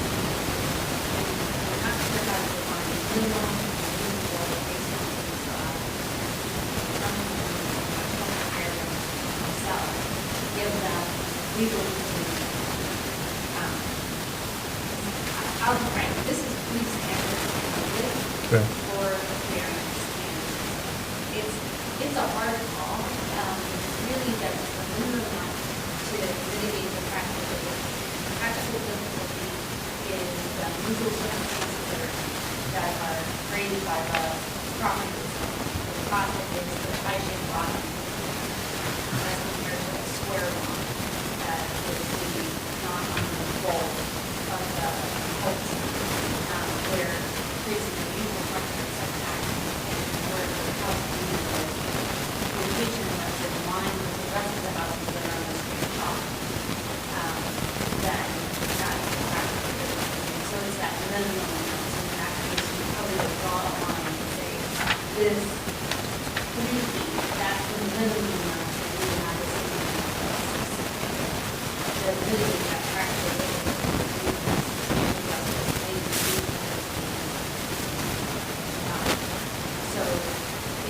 don't think you're going to force it to provide the ZBA number is really case law or kind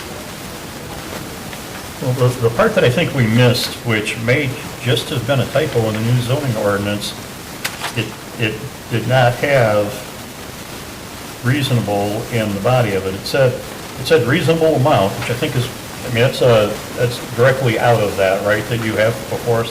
It said reasonable amount, but then it defined that as the minimum amount. And adding reasonably in there, minimum amount necessary to reasonably mitigate the practical difficulty, I think solves it for us. But you're not looking for action on this tonight. I think it would be, the action that they're looking for is for it to go to the public, go to the town. Okay. Because it's only listed on our agenda as a discussion item and not an action item. So I have a question, though. In your memo to us, I like where it says, the test is whether variance is the minimum necessary to provide substantial justice to the applicant. But then the language proposed still throws in that word reasonable. Does that word reasonable need to be in there? Because it's so subjective. Okay, because I'm wondering, I know a lot of other communities do have it written just like this. It's very common with that reasonable, the minimum amount, I agree with all that, necessary to reasonably mitigate. And I'm just wondering, I know it's common, but does the reasonably need to be in there? Because it becomes a really subjective word. It's just the minimum amount. In my opinion, on the that reasonably is enough. And I'm not trying to make a big deal out of something that doesn't need to be making a big deal out of, but it's like that word got thrown back in there. Well, and the lack of reasonably, I think, is what made CBA go tilt, and maybe somebody just needs to come and educate us to, this is how it is in Michigan or the rest of the world or whatever.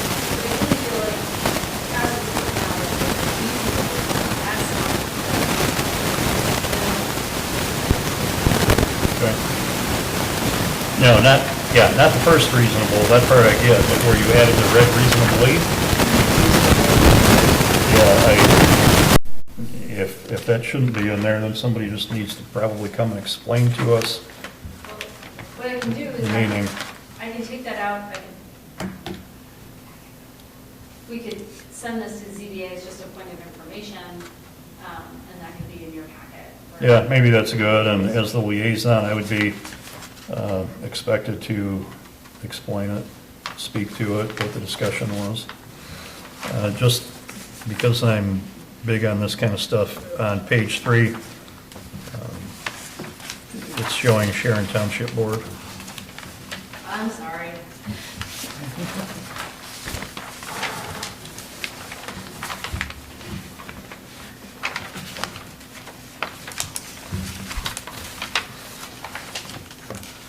So anything else you need us to do on this one? Nope. All right. If you're fine with me making, I can hit strike reasonably, send it to the ZBA, and then I'll also send it. Would you be, if the ZBA is fine with it, would you be comfortable having a public hearing on this in January, or would you rather have a discussion item? The only reason I'm Oh, asking. that's a good point. We've discussed it here, ZBA has discussed it a little bit. Yeah, we're not starting from zero on this. I think we could do just as you said. Okay. Anybody object to that? I mean, don't you all have a meeting of the ZBA like December 5th? I think it's the 5th, Yeah, I yeah. mean, could you discuss it informally Mhm. with them then, and then just keep it moving? Yeah, yeah, I think that's good. Public hearing at your January meeting. Yes. And, yeah, maybe just make sure it gets on the ZBA agenda as a discussion item at least. And the main reason for that is then it doesn't depend on me remembering for 2 weeks or however long that would be. During the impending No, holidays. that's 1 week. No, what? What the heck? This is- Oh, yeah, It's a that's week. next. I got half a chance. If I only have to remember it for a week, I have half a chance. But no, that'd take a lot of pressure off of me. One less thing that I can screw up. This is our meeting, yeah, the 5th. Okay.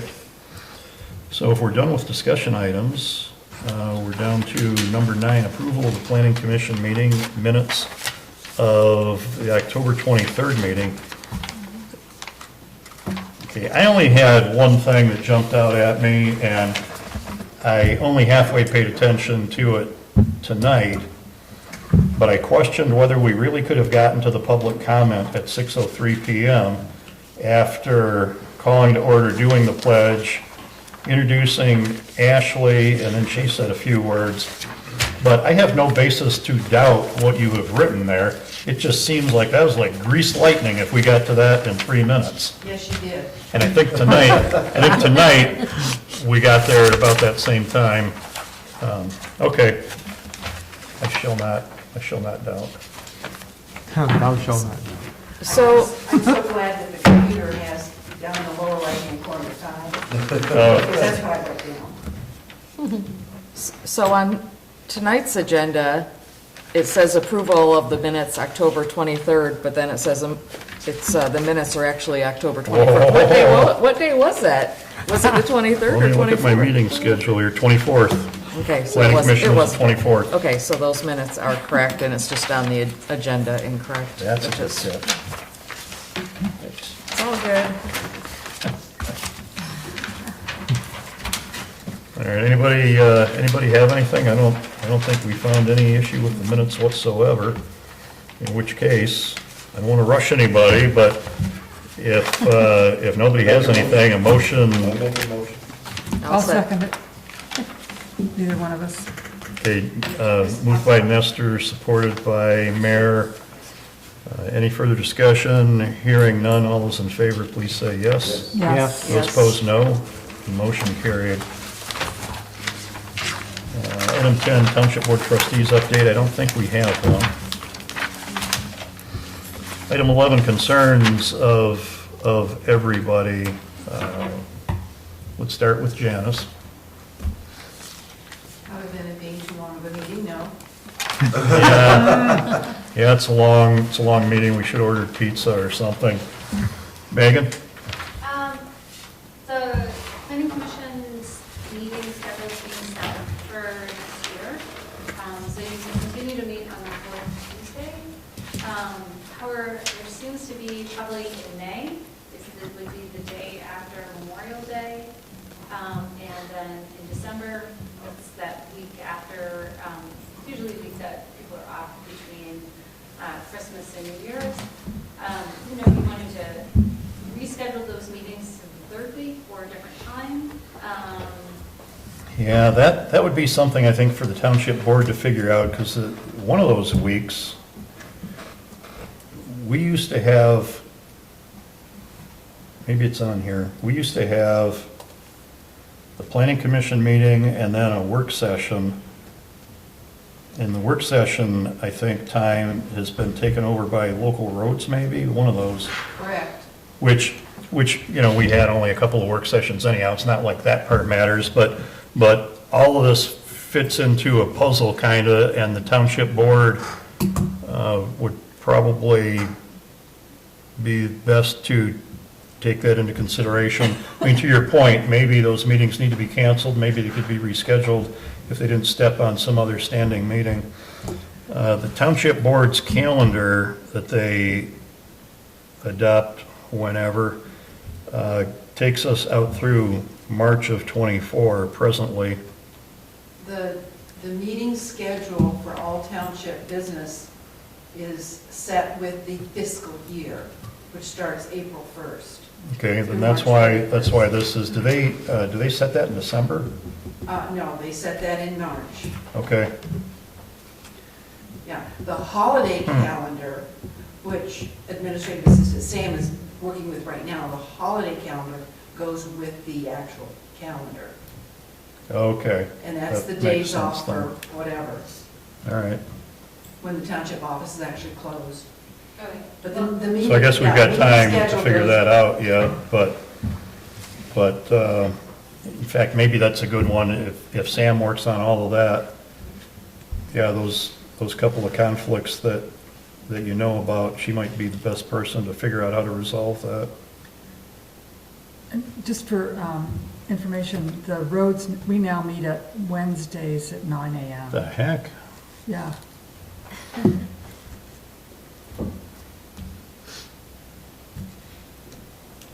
Yeah, so maybe we can move to that alternate Tuesday in those 2 months. Because, in all likelihood, we're going to have a lot of stuff to do in '24. So it might be good to not plan on skipping meetings if there's a way around it. In fact, we might even want to make use of some of the other Tuesdays if we get into something that requires some discussion, and then it would be ready for a public hearing or something. I don't know. We'll kind of feel our way through that. Yeah, but you have to consider if you're gonna discuss something on the second Tuesday of the month and have a public hearing on the 4th, you've got to consider notification. There wouldn't And be, there's laws. yeah, I think there around wouldn't be it. time to get it in the paper in time. Wouldn't be possible. Yeah. It means that at least almost a week ahead of time, so Yeah. really we notice things almost a month ahead of time. Yeah. All right. Did you have anything else? No, that was, except introductions, and thank you for, I apologize for missing last month's meeting, and thank you. Well, thank you so much for being here and shepherding us through all this. Yeah, It's going to be, you were very it's going to be a thorough. lot of activity, in yeah. your report, for sure. Yeah, yeah, that was excellent. If you would like resolutions, we can draft those the next time we have On decisions. on complicated stuff, I think it helps us, and it especially helps that we capture it correctly, because then if we're going through something, well, we're changing that word to something else. There's probably some easier things that we don't need it for, but, Okay. I mean, unless somebody has some different opinion, that's something else we'll just kind of feel our way through.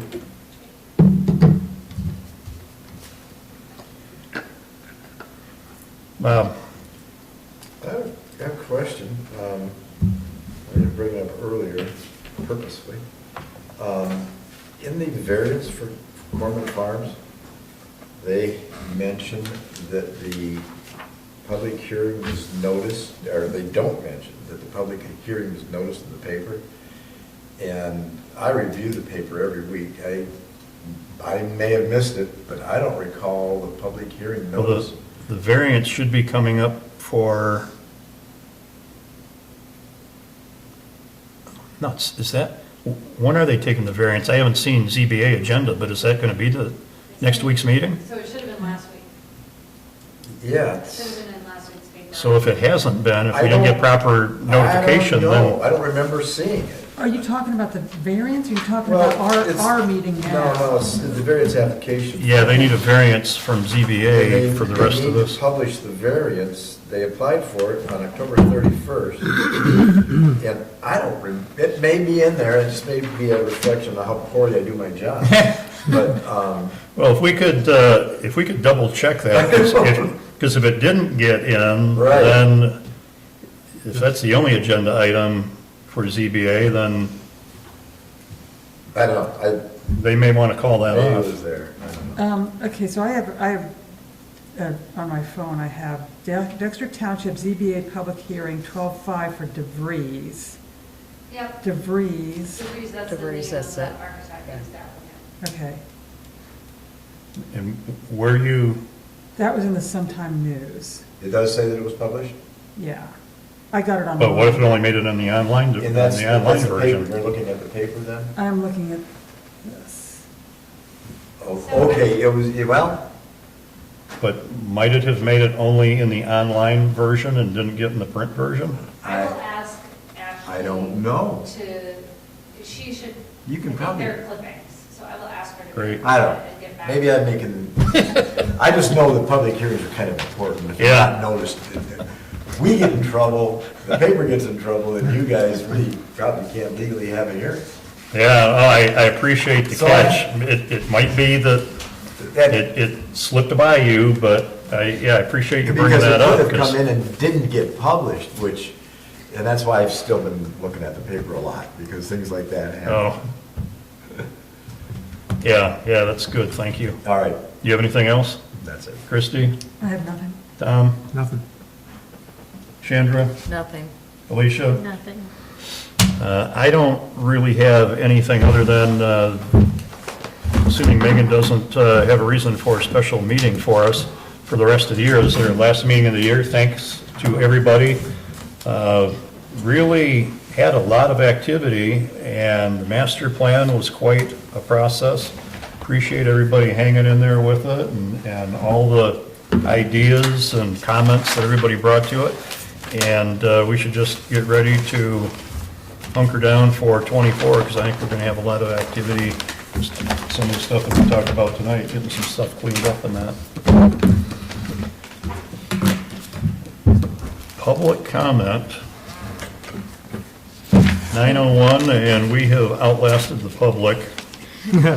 He tried to stay. So, he did, you know, I maybe should have shuffled it a little bit, see if he wanted anything out of us.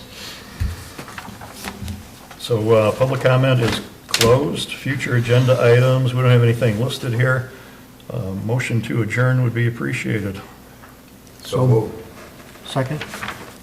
Moved by Nestor, supported by Lewis. All those in favor, please say yes. Yes. Opposed, no. Motion carried, the meeting's adjourned. Cha-ching.